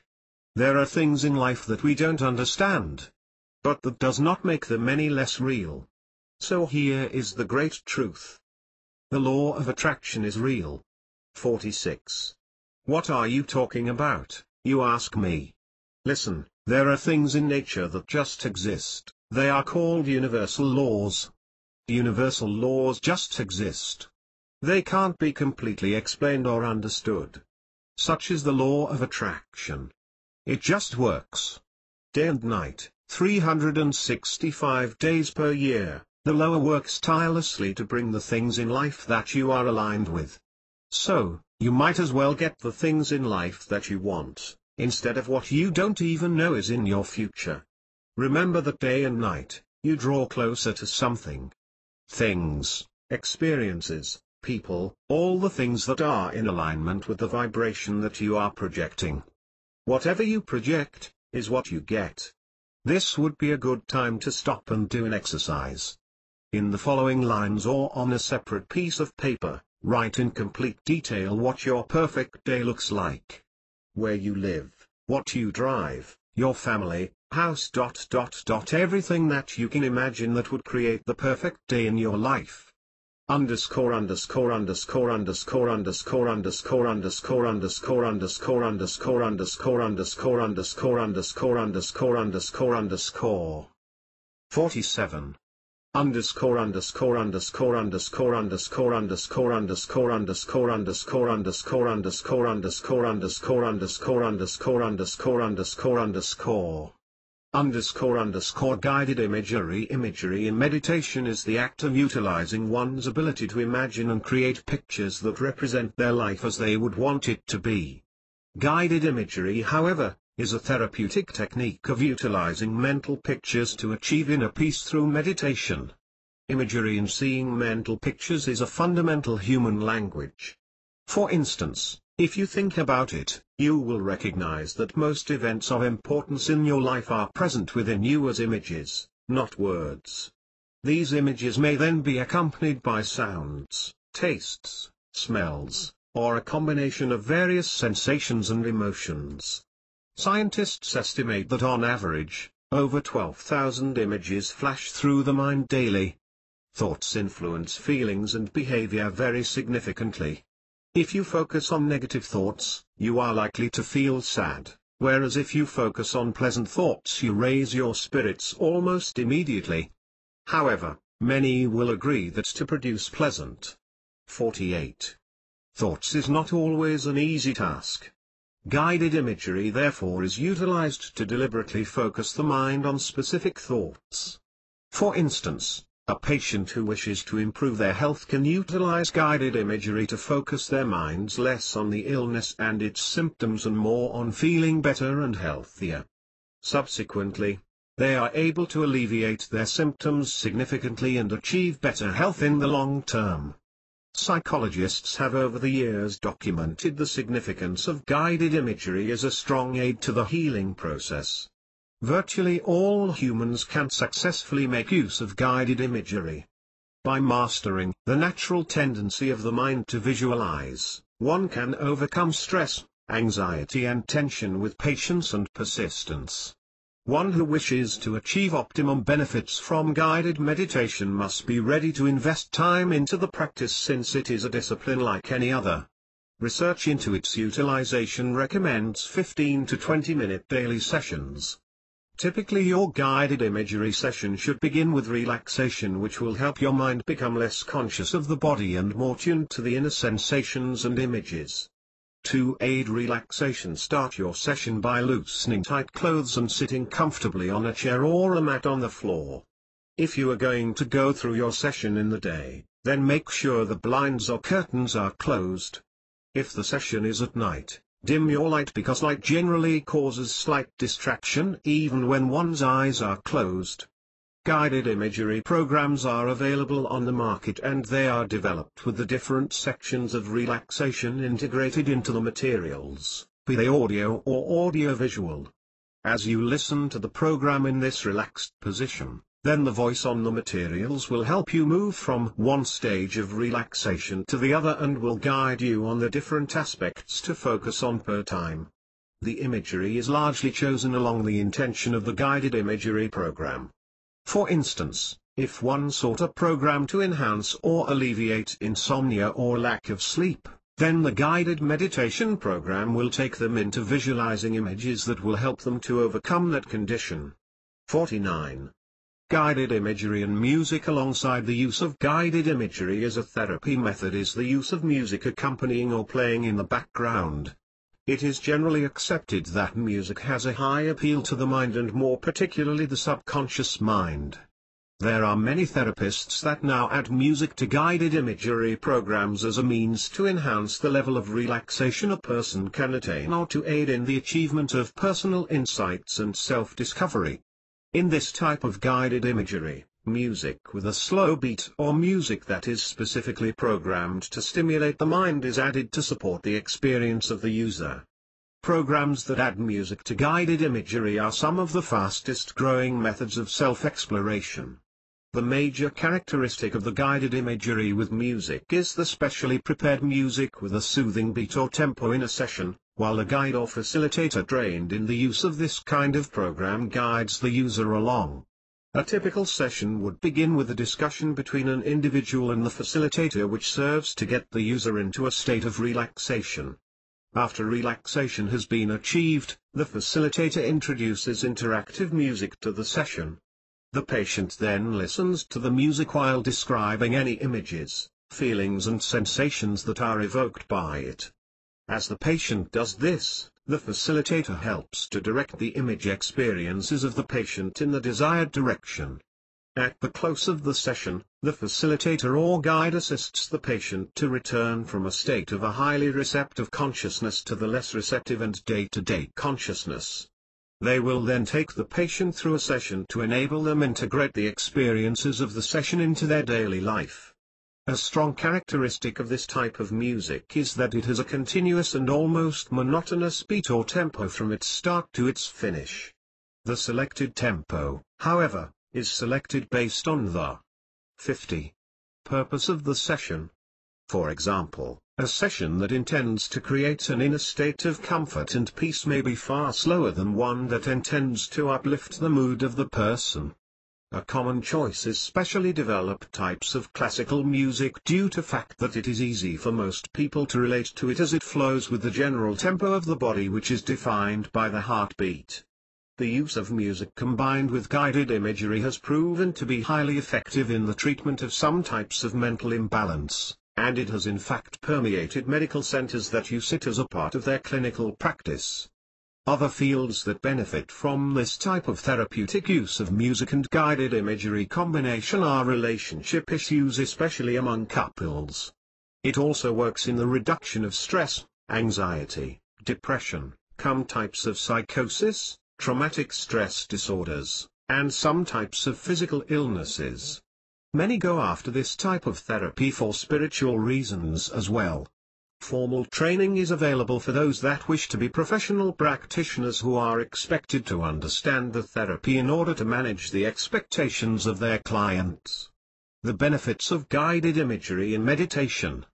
The use of guided imagery in some forms of meditation or as a form of meditation enhancer is fast catching on. This form of meditation involves learning mind control on the part of the individual as a daily practice. Guided imagery in meditation seeks to enable an individual to harness their inner mental power and gain control over their thought process in whatever circumstances they find themselves in. Guided imagery enables one to focus all their energy towards attaining a given result. The benefits of guided imagery can be enjoyed by everyone, regardless of education, class, gender, age or race, and most especially, regardless of their religious background. Guided imagery in meditation has been proven to transform fear into courage and creativity. Psychologists argue that fear is an incredibly powerful energy which, if used positively, can help the 51 individual achieve great things. Whereas fear is common to most of humanity, only a few have been able to harness that energy sufficiently to turn it into creativity and positive action. Through meditation, however, and with practice, anyone can easily turn this negative energy to a powerfully transformational one and cause one to become a master of their life. Another area that greatly benefits from guided imagery in meditation is the transformation of one's emotional tendencies. People who find that they easily fall into a nasty mood, or sudden anger, or an unexplained onslaught of tears can learn to control their emotions through the use of guided imagery in meditation. Such self-training does not even require one to alter their life significantly. A few minutes each morning listening to one's breathing and releasing all other intruding thoughts can have tremendous results in but a few weeks. Other areas that would benefit include the ability to achieve one's goals, reduction of inner stress usually brought on by modern living, and the person who practices this type of meditation appears to encounter all sorts of synchronicities that enhance their life results significantly. Even without getting into the science of it, a consistent imagery in this quiet and meditative state of yourself driving the car of your dreams is likely going to bring it your way faster than you would ever have expected. The role of guided imagery in improving health cannot be undermined. Once you achieve inner tranquility through meditation, the disease potential within you is significantly reduced. In modern types of therapy, guided imagery in meditation is encouraged as a means of alleviating symptoms of disease and more commonly in alleviating the sensation of pain. The reduced sense of pain enables the mind to trigger self-healing a lot more effectively even when a patient is under regular medication. Another major and powerful benefit of guided imagery in meditation is an enhanced ability to focus only on the things that one wishes to think about. In a world of unending news channels that never report anything positive, media gadgets such as 52, the cell phone, and unlimited amounts of advertising, it is easy to get distracted into thinking of the useless. Modern-day society can benefit a lot more from guided imagery in meditation to close out these distractions. Visualization meditation. Visualization, also called creative visualization or imaging, is a form of meditation which has been used widely to enhance the ability of an individual to be positive about their lives. Visualization entails seeing with the eye of your mind, or learning to visualize things as you would wish them to be rather than how they are. This kind of practice is based on an understanding that life is highly intuitive and we see life first before we live it. Although visualization meditation stresses on the use of the imagination, it goes far beyond it to include the five senses as well as emotions. Some forms of visualization manifest themselves at a physical level as well. During the meditation session, one may physically experience impulses such as vibration, trembling and such manifestations. This only goes to show that the mind will not distinguish between mental imagery and reality. As in all forms of meditation, practice is what brings about the highest possible benefits. As one continues in the habit of utilizing visualization in meditation, they become more attuned to their inner intuitive nature and are more likely to make calm and well-outlined decisions.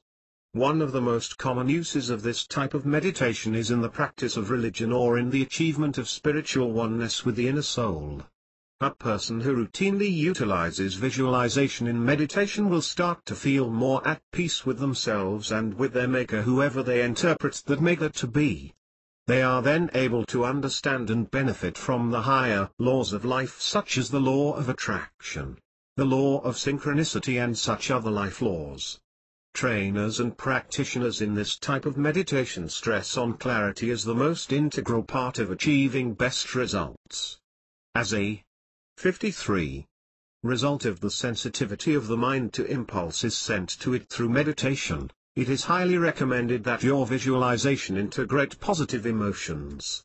Failure to integrate positive feeling and sensations is likely to cause the thing that you are visualizing to come alive in your daily experience, but accompanied by other negative events that make it a source of pain or tension.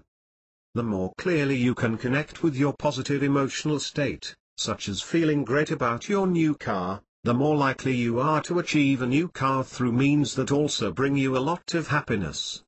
Visualization meditation is increasingly becoming popular worldwide, especially as a part of people's enthusiasm towards a spiritual experience. Many of the spiritual enthusiasts who speak of enlightenment and of a higher self will have a definite personal practice in the discipline of meditation with visualization. It is used as a means to overcome personal fears and can be used in the treatment of crippling phobias. In meditation, one can learn to experience their fear-inducing impulse, but in a controlled mental environment where they are in control of the impulse rather than it controlling them. This type of therapy is gaining a place even on the shelves of the very conservative psychologists and other medical practitioners. 54. Pillar The plan is the glue that holds you and your dreams together. Without it, you spend more time figuring out what to do next, that you literally waste years off your life. Yogi Berra once said, if you don't know where you are going, your will probably end up somewhere else. The adherence to a well-thought-out plan is the difference between achievement and frustration. Having your marching orders laid out before you will also relieve tons of stress. There are several ways of developing and maintaining a plan. One of the most effective is through mentoring and coaching. Remember the man with the $1 million? How would you approach the task, if he told you the state and the general location of the box ... and then he proceeded to hand you a map? Assuming that he gave you a proper map, you now can develop a plan on how long it will take you to get the box based on several scenarios. Would you drive, fly, take a train? Would you visit them systematically? Would you rent a helicopter to reach the peaks more quickly? As you can see, having a plan more often than not is the difference between success and failure. It's a hard lesson to learn, but if you build the proper foundation, you are sure to continue up the slope to ease and fulfillment. So as you can see, the key to this scenario is having someone that can guide you to your goal. A coach or mentor often has experience that rounds out your ideas and invites you to come up with the next steps. Then you can arrange the steps in a logical order that will lead you down your path to success. There are many tools that you use for this part of the foundation. Planner books used properly are an excellent choice. If you are more prone to using technology, then there are several forms of calendars, email and contact management that can aid you in your 55. Quest for the thing that ensures your effective use of time, which in many cases is more precious than money. Time management. Do you wish that you had more time in your day to accomplish all those things that you need to get done? It's possible if you learn how to manage your time more effectively both at work and in your personal life. Sometimes all it takes is just knowing that there are things that you can do to use your time in ways that are more efficient. And that you can start by taking small steps. You don't need to change everything at once, all you need to do is start to change one thing at a time. With patience and determination to better manage your time, You'll soon start to see changes take place in how much you get accomplished every day. Work less and accomplish more? It's impracticable, right? In order to get more completed, you need to devote more time. Working 12-hour days will make you more proficient than someone who only works 7. Studying 4 hours a day will get you better scores than the person who skims through a few chapters before the examination. More work should equal more results, right? Wrong. Working smart and less beats working hard. In various cases, working more can in fact damage the total you get accomplished. Equally, that the level of effort matches what the outcome is, has been overstated. The truth is that you can work less and accomplish more. Working less and accomplishing more isn't simple. It necessitates thinking imaginatively to find more effectual ways of getting things done. But foremost, you have to be willing to the likelihood that your current techniques aren't as proficient as they could be. Once you take a look at how you're doing things, you can look for an approach to get more done without just expanding your to-do list. 56. Quick tips to get more done. 80/20 rule. The 80/20 rule essentially proposes that a small amount of effort contributes to a much bigger quantity of outputs. Using this rule means to reduce time spent in the unproductive 80% of your time. Put into action, you can't just cut everything that doesn't straightforwardly add to your bottom line of getting more things done. Some things, however minor, still have to get done.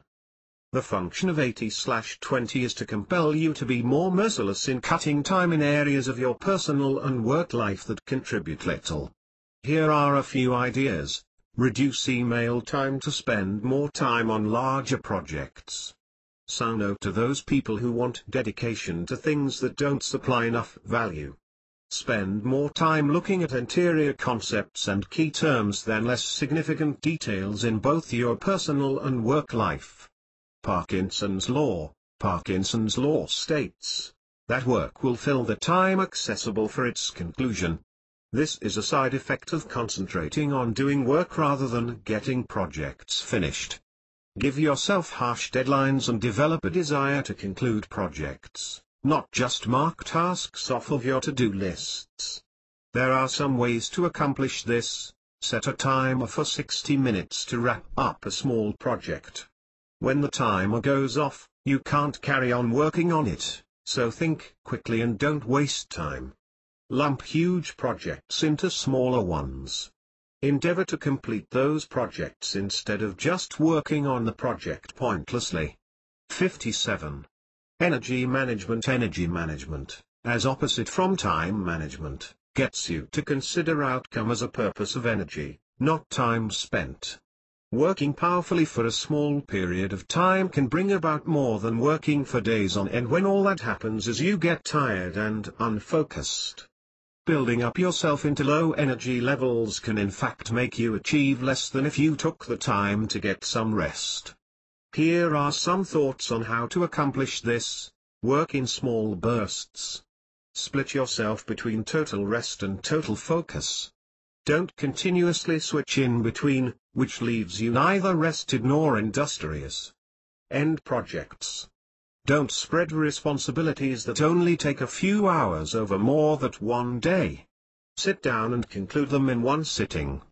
This technique of ending projects keeps your energies centered and time will be saved. Rest and let yourself have some fun. Binding yourself to your work can in reality accomplish less. Master the skill to renew yourself when you need it. Using sharp tools. There's an old tale of two lumberjacks in a contest to cut trees. The first lumberjack chose a rusty axe and went into the woods right away to start chopping trees.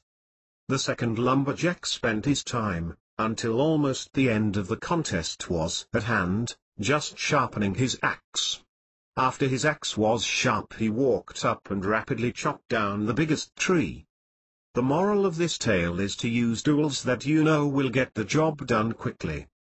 Don't squander your time doing things you don't mean to be outstanding at. Entrust them to somebody who does have a pointed tool. And for the things you do want to become great at, make it a right of way to sharpen your tools further than what is required to cut down your jobs. Skill is how you're going to save time. 58. Pay attention to numbers. Assuming anything is the biggest waste of your time. When your instincts about the world don't equal the way it works, you can never be competent. The only way to battle bogus assumptions is to check them and go after them up with numbers.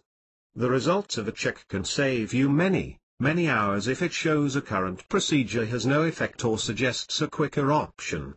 Marginal rule of quality. Is it better to be somebody who likes to do things properly or shoddy? You can never get a task completed if it needs constant mending, since this will waste too much time. The simple answer is that when the extra contribution you put in exceeds the output achieved, you need to stop working on it. An even better application of this rule would be to state you should stop working on a task when the extra effort invested gives less production than doing a similar task. Tips for time management at work. Are you usually on time or late? Do you conclude things within the time you specify? Do you hand over in your work assignments on time? Are you able to achieve what you want to do before deadline arrives? Are you a good time administrator? If your reply is no to any of the questions above, that indicates that you're not organizing your time as well as you want to and need to. Here are some tips on how to better manage your time. Make a daily plan. Plan your day before it starts to happen. Make your plan in the morning, or even better, do it night before. The plan gives you a solid indication of how the day will need to be carried out, so you can the things that you need to get done accomplished. That way, you won't be blindsided by your day. Your work for the day is to stick to the preparation as best as feasible. 59. Decide on a time limit for each job. Be plain that you need to conclude X task by 11 a.m., Y task by 2 p.m., and Z item by 5 p.m. This stops your work from dragging on and taking over into time kept for other activities. Make use of a calendar. Using a calendar is the most basic step to managing your everyday activities. If you use Outlook, the calendar options comes as part of your email software. Google Calendar is also good to use and great if you can sync it to your mobile phone, since this way you can take a look at your agenda no matter where you are. Use a manager or organizer. The organizer allows you to be on top of your tasks both in your personal and work life. It's your vital tool to categorize information, to-do lists, assignments, and other various items. Know what your deadlines are. When do you need to finish your responsibilities? Keep track of the deadlines plainly in your calendar and organizer so you recognize when you need to conclude them. Learn to say no and that it's okay to do so. Don't take on more tasks than you can manage. For the interruptions that come in when you're doing other things, give a solid no. Or postpone it to a later time. Organize yourself to be early and not just one time. When you aim to be on time, you'll either be on time or you'll be late. The majority of the times you'll end up being late. On the other hand, if you aim to be early, you'll almost certainly be on time. For engagements, endeavor to be early. For your work deadlines, present them earlier than necessary. Put a time limit on your activities. This means limiting your work to a certain amount of time. Have a clock noticeably placed in front of you. Occasionally we are so absorbed in our work that we forget what time it is. Having a clock in front of you will force you to be aware of the time and how much longer to do a certain job. Set reminders 10 minutes before you have to be somewhere or have something done. The majority of calendars have a 60 reminder utility. If you have a vital meeting that you have to be at, set that alarm 10 minutes before. Concentrate. Are you multitasking to the point that you're just not getting things done at all? If so, spotlight on just one job task at one time. Shut out all of the things that you're not working on at right that time. If you're on the computer, shut the tabs in your internet browser that are drawing away your attention. Concentrate just on what you're doing and supposed to be doing right at that time. You'll be more resourceful that way. Block out any disturbances that might be happening. What's disturbing you in your work? Is it the phone ringing? Do people keep popping into your office? Do you have a chat application open on your computer? Shut all this out so you can meet deadlines effectively. Keep track of the time you spend doing things. Give yourself a certain amount of time to do something. Keep an eye on the clock, and when the time is over, stop working on that task. Don't protest about unimportant details. You'll by no means get everything done in accurately the time or the way you want. Trying to do so is being unproductive. Prioritize. Since you can't do all the things that you want to do, you need to learn to prioritize the imperative and let the rest of it go. Apply the 80/20 rule, which is a key attitude in prioritization. Delegate some of your tasks.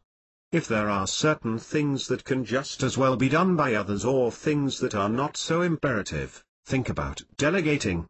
This takes a lot of pressure off you and you can then concentrate on the important tasks.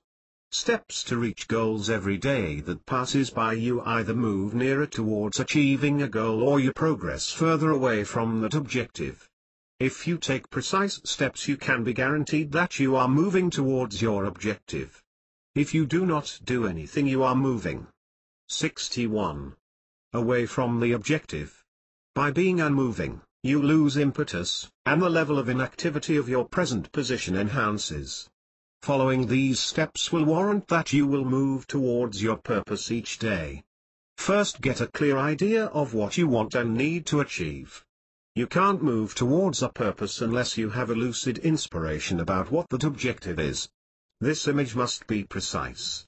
You can't just utter that you want a better job. Instead, you have to clearly know what that job is and why it will be no better than the job you have right now. You can't just have the ambition of being self-employed as an alternative. You have to have a clear representation of what you will be doing when you're working for yourself and how that will modify your life. Take the time to visualize your success. As a component of getting a comprehensible image about your objective, regularly take time visualizing yourself attaining your goal. Get as detailed as you can in your mind, even making the time to jot down your goals in considerable detail. Every time you find yourself getting disheartened, go somewhere calm for a little while and use that moment in time to imagine success in your accomplishments. Associate your goal with a great deal of pleasure. The third step is to connect the enormous enjoyment that will happen when you attain your goals. This can be a likely continuation of the visualization procedure in step 2. Think about how you will feel when you are successful. What will it feel like? How much happiness will you have? How will you commemorate your success? Make the intensity of pleasure as profound and pragmatic as possible. The more enjoyment you connect with achieving your objective, the easier it will be to push yourself from your comfort zone and do the things that you need to do to achieve that objective. When you think of failure, think of pain. An additional motivator that will drive you towards the objective is the pain you connect with not reaching your objective.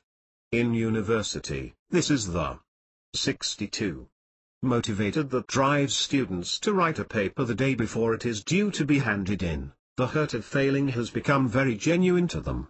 What are the pains connected with not reaching your objectives? What will you be without if you don't reach that goal? What will failure look like to those people around you? Get these pains apparent in your head and use them to drive you towards achievement. Be cautious here to always use the ache to push you towards accomplishments. Keep in mind these pains are not foreseeable. You know you can attain your goals. Concentrate every day on doing something important that works towards attaining your goals. Every day that goes by with no action towards your purpose puts you further in your present situation. This means that you need to do something every day towards accomplishing your goal. Start by recognizing the significant activities that you need to do to realize your dreams. Every objective can be broken down into smaller steps, and those steps can then be reduced even further into the actions needed to attain those goals. You need to ensure that you do something positive every day. That means that even on days when you are hectic with other things, worn out, or when unpredicted things fill your agenda, you need to find somehow to do those things that help you move onward. Even if it is a straightforward act, it will aid you to keep your personal impetus moving on the right track. Always keep your goal in your mind. Not only do you have to have a comprehensible image in your mind about what you would like to accomplish in your objective, you also need to keep that objective at the front for your brain. There are many ways you can help remind yourself about your objectives. One thought is by creating a storyboard with pictures about what you want to accomplish. 63. Dealing with distractions. We all have many distractions that prevent us from getting things completed. Distractions do nothing but take away our concentration from those things that we need to get done. Distractions essentially keep us from getting things accomplished. There are 3 different levels of concentration. The first level is admitting that you have work to do. You can sit down and make a start, but many times you're susceptible to distractions and they can effortlessly get the better of you. At this phase, it every now and then feels like you're hoping for an explanation not to work. Your mind can easily meander onto other things, and you might yourself often thinking about what is happening on Facebook, and that taking just 5 minutes to check it out won't make any difference in the long run to getting your tasks accomplished. The second stage probes a little deeper, as you're beginning to comprehend the task and your mind starts to outline out what is going on. At this time some distractions might ease off as you begin to get more occupied with the task at hand, but there are a small number of distractions that can still break your focus. If you got a phone call at this time, you would almost certainly find your way onto the internet once the call is done, and then hold responsible the person who called for distracting you. The final level of focus is when you're completely engrossed in the work, you're 100% in the work groove and in the flow. At this time you've developed some type of shield against distractions, and it takes quite a bit to pull you away from the job that you're trying to get done. We all manufacture our best work when we're absorbed fully on the job at hand, and it is this juncture that is the most helpful to us no matter what we're doing. Getting to this last phase of concentration is not always simple, and keeping away from the dangers of distractions can be 64. Overpowering at first, but if you just sit down and just consider those distractions, it is more often than not straightforward enough to eliminate them. If we're completely aware of what distracts you, and you deliberately remove them, you can then begin to focus on your work.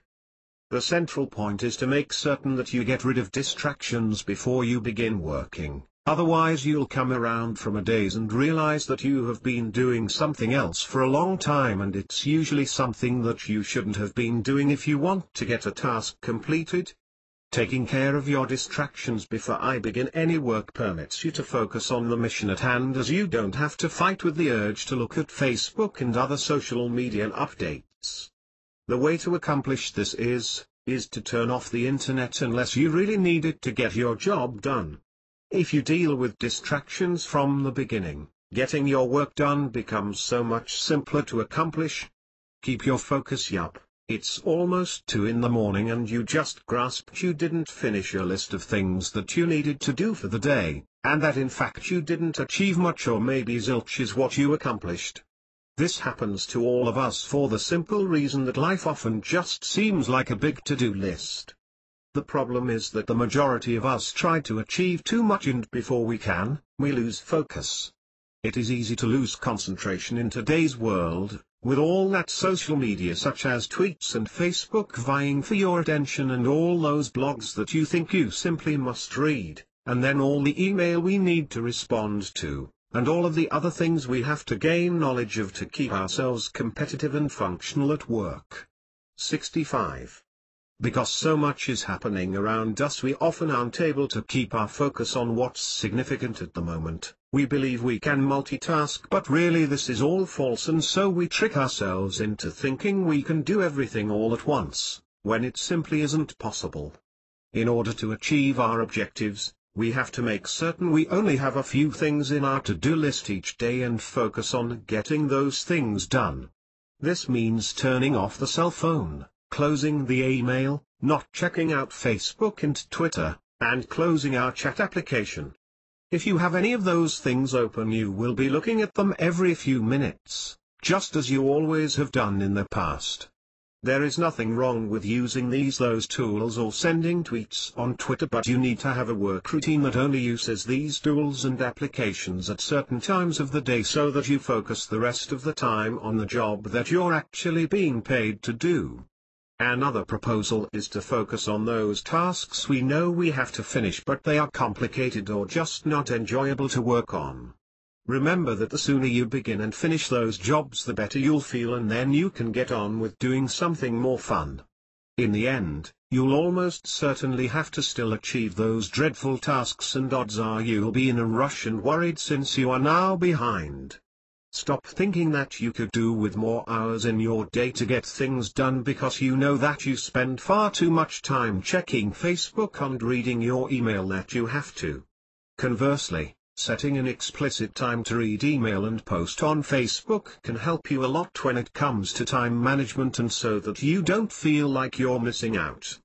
You'll be able to check out Facebook and still get your work done. 66. The little changes you make to your daily routine can provide you with more time and focus to be able to finish your tasks on time and with better value, since you're not in a mad dash all the time. The small adjustments to the way you work permit you to get in the work zone more often and be more industrious. There will be days when for one cause or another you're just not going to accomplish as much as you want or need. You'll get interrupted by one of your friends, or a server will go down at work, or perhaps the dog gets sick and you need to adjust your work schedule to take him to the vet.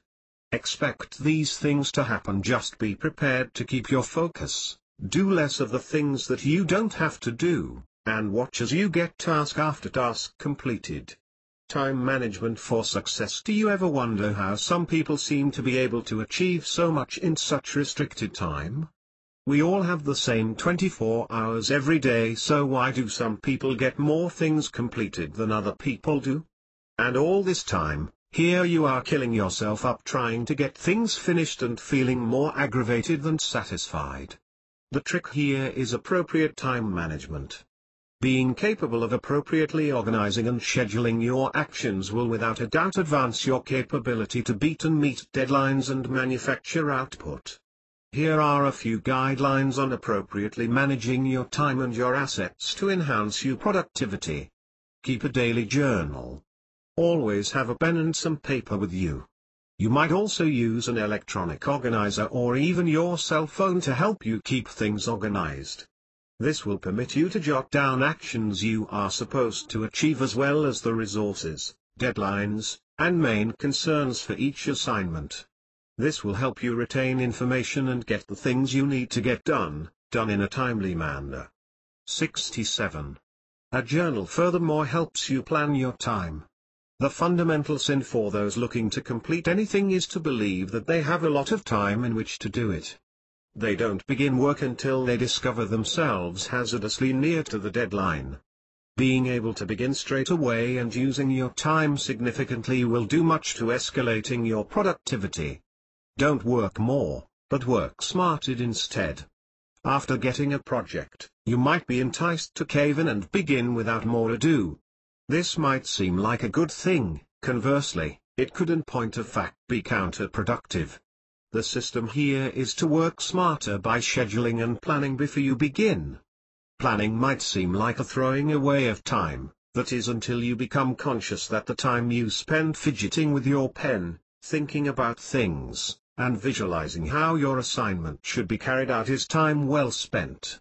With appropriate planning, finishing your projects well ahead of time is positively a possibility. Review the work you have to do, and uncover ways to trim down superfluous and recurring tasks. This can decrease the time and expenditure of many of your tasks. Always make some time to rest.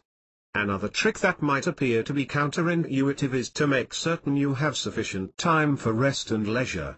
Doing one all-nighter ought to be okay, but pulling all-nighters time and time again will just result in reduced efficiency.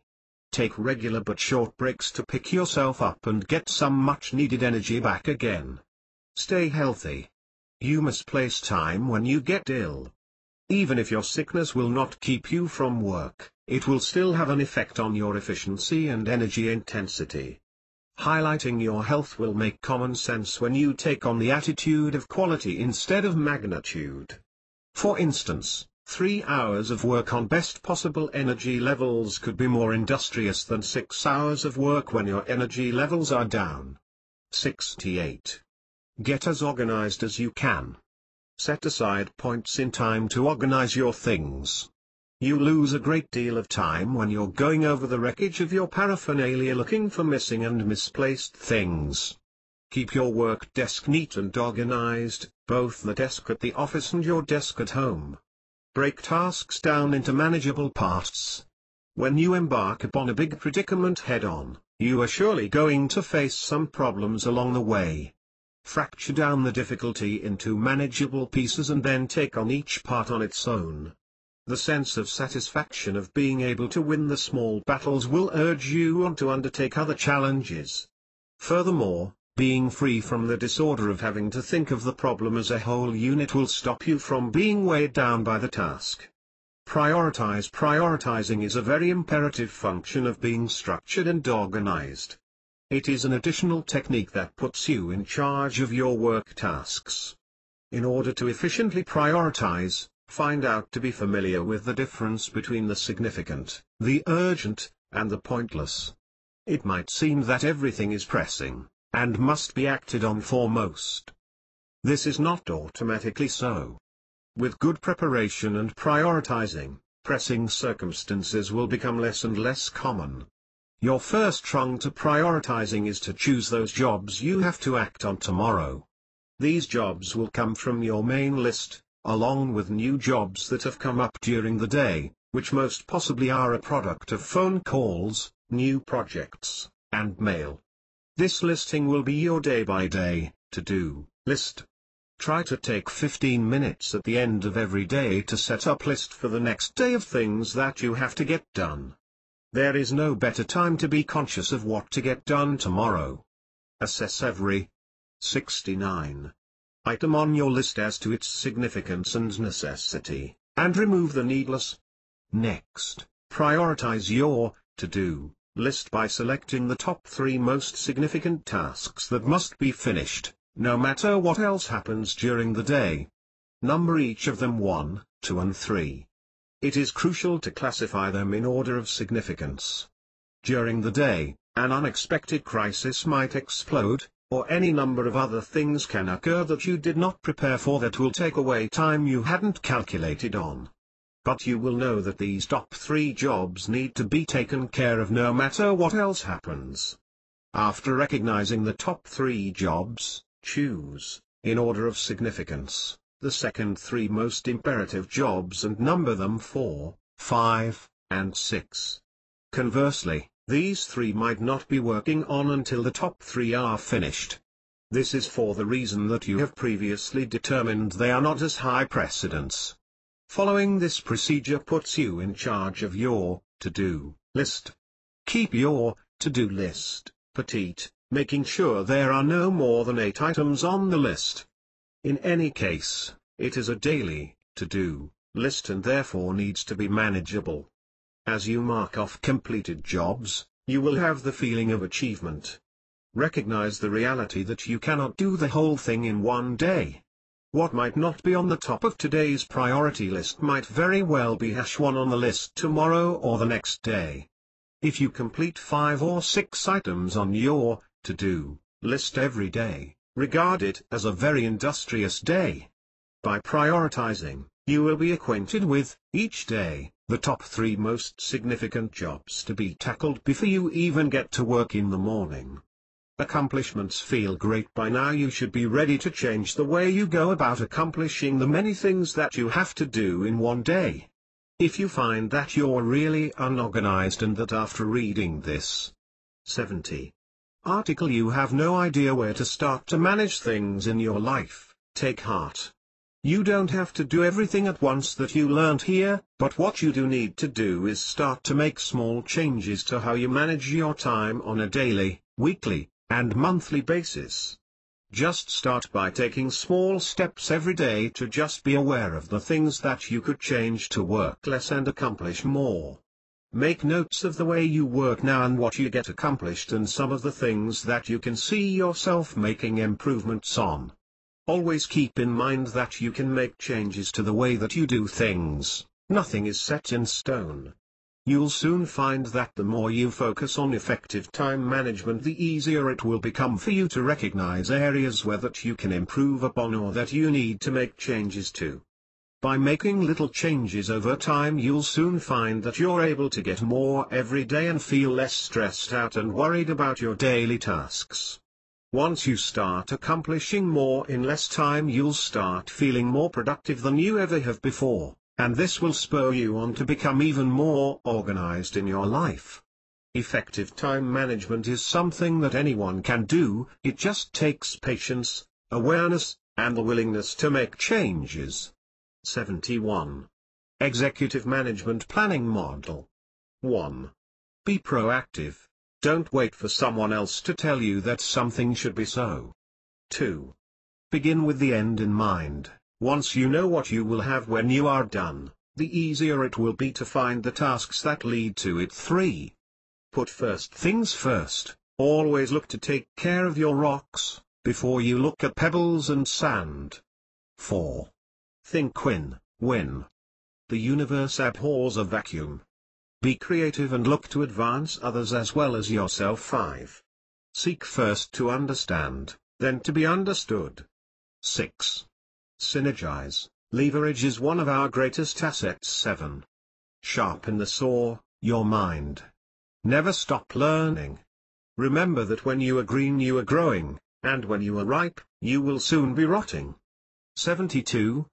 Final thought. So, there you have the basis for what I believe makes up the foundation of every successful person or endeavor. There are a million-dollar ideas out there. What's yours? You only need one to create a legacy that will last beyond your time on this planet. After all, like I said in the beginning of this book, what do you want people to say about you after you're gone? I know.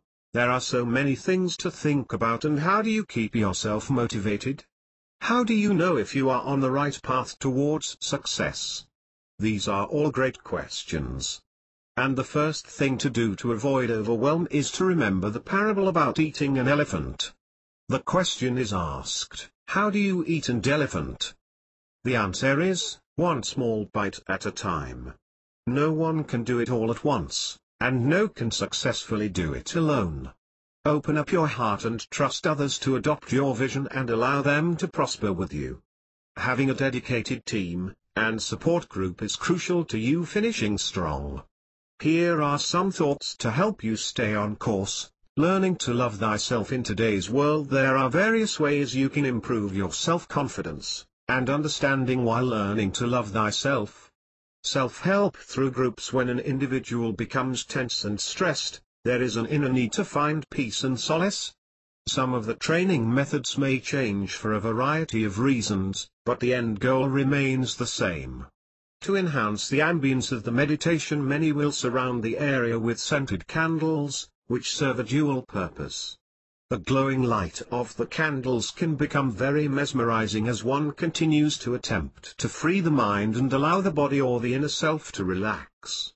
Meditation is a very old, recognized practice that reverts back into ancient times when man was just beginning to walk the earth. There is evidence that many of these ancient civilizations practiced. 73. A form of repetitive chanting and offerings, either sitting in front of a fire with the darkened sky as a backdrop or a group of individuals chanting while dancing around a shared fire. From a statistical point, There appear to be many physical changes that occur as an individual slips deeper into a trance-like state, or altered mental dimension.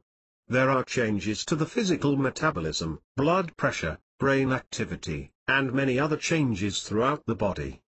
The art of meditation begins with the mind and slowly spreads to every cell within the body in a matter of a few minutes. This is a form of relaxation that has developed around the world and can have deeper meanings to different cultures. Yet, there are certain physical attributes that remain the same regardless of the initial intent for becoming involved. Individuals of like mind will gravitate together and eventually form self-help groups. These groups offer the individual renewed support when they want to change the direction they are heading. New bonds of friendship through positive reinforcement are an incentive for an individual to continue on this new path.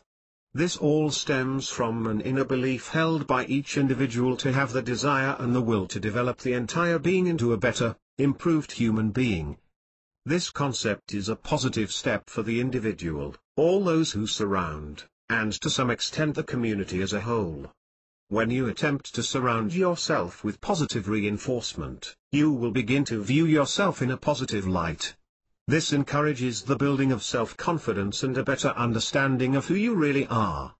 Soon you will find that viewing yourself in a positive light will extend out to those who surround you.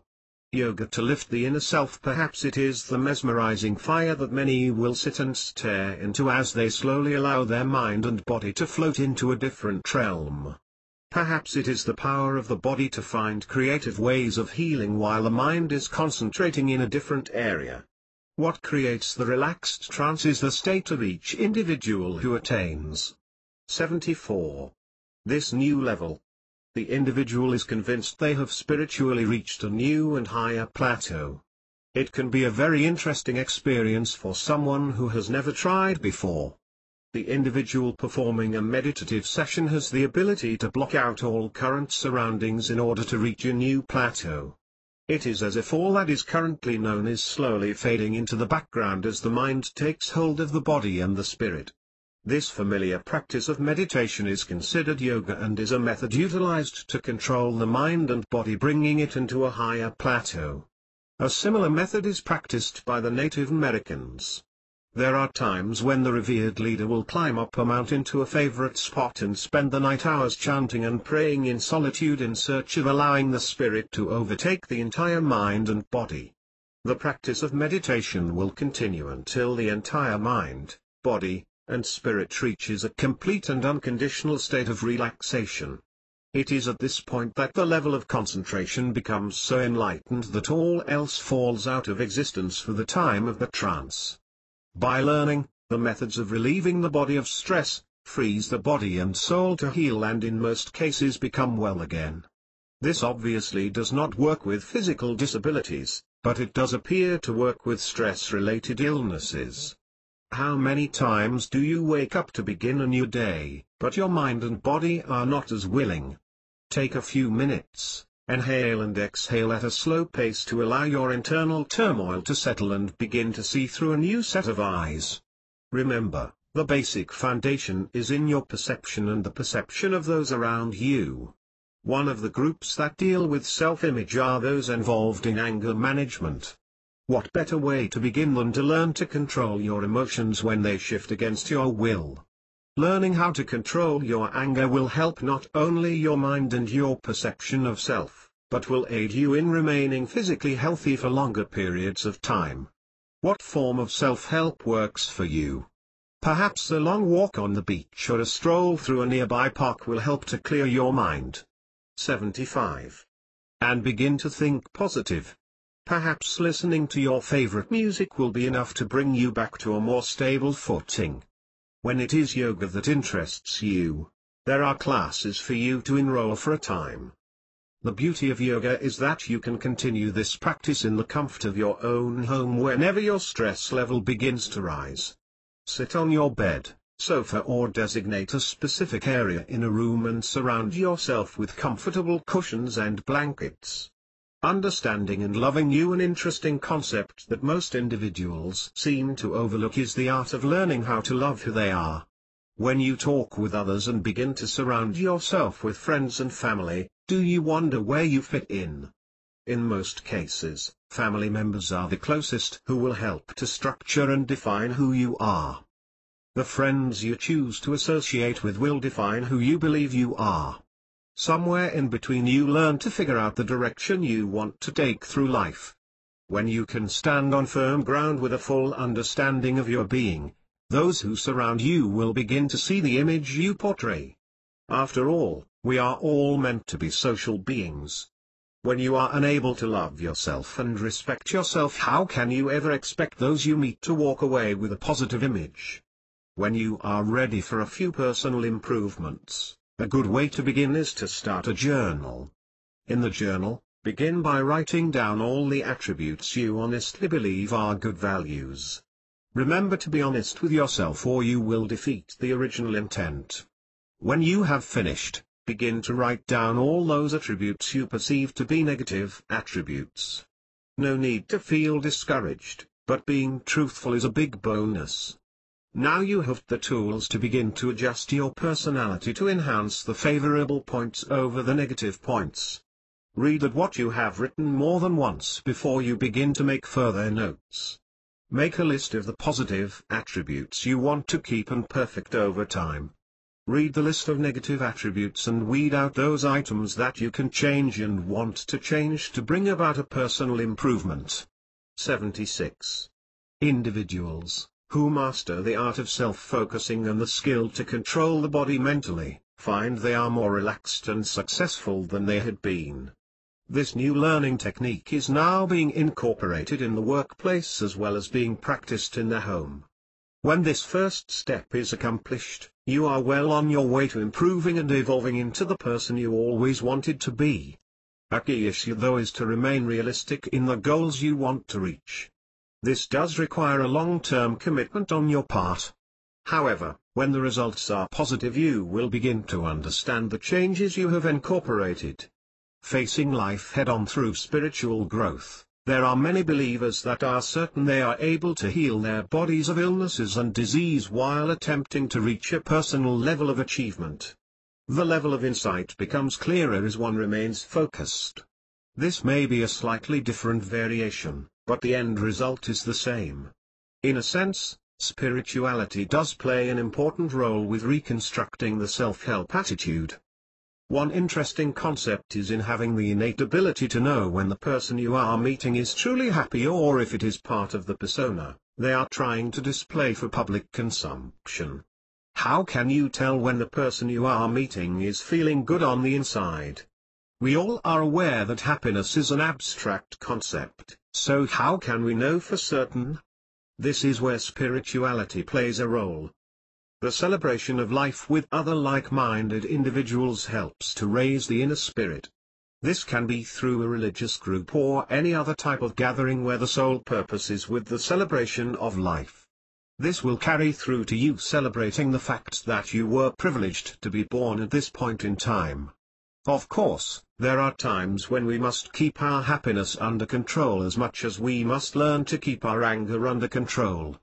Another important issue is not to allow everything that crosses your path to dwell inside of you and bring you down.